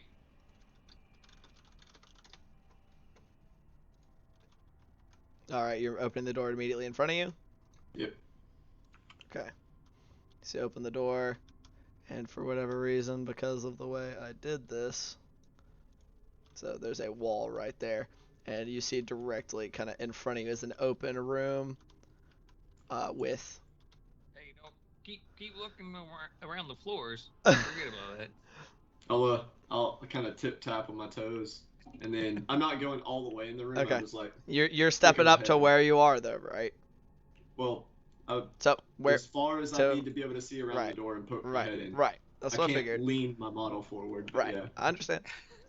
So, as you do so, you will see kind of in a less haphazard fashion than in the previous room, what appears to be a couple of chests, smaller chests, as well as a crate and a couple of other bags that are more kind of succinctly put off to one side, directly in front of you, where I had previously had a pile of gold before I deleted it because fuck y'all. But then off to your left, you see Oh, jeez. a group of figures flanking either side of these. You see two zombified figures similar to ones that you may have seen previously. They appear to be humanoid in shape. However, they have a haphazard like leathers and stuff about their person, even having boots on. They still have a kind of like limping, like shoulders still slouched on one side. Uh, just more put together. They're not wearing just clothes. They don't appear to be completely falling apart. This floating figure is still slight. You can't see its feet. It's wearing robes similar to the ones you saw the acolytes as well as Ozymandias wearing.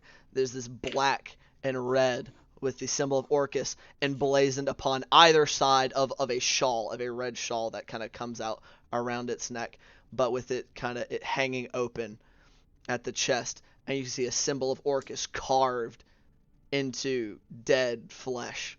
It's like open wounds, but no blood appears to come from it in this dark graying matter. As farther up you see its gaunt face, its mouth hanging open, and this giant O with black, just nothing in the eye sockets. Not that they're empty, not that you can see the backs of the like an empty eye socket, but just darkness, both where its mouth and its eyes would be, with a this dark cowl coming up on it as well.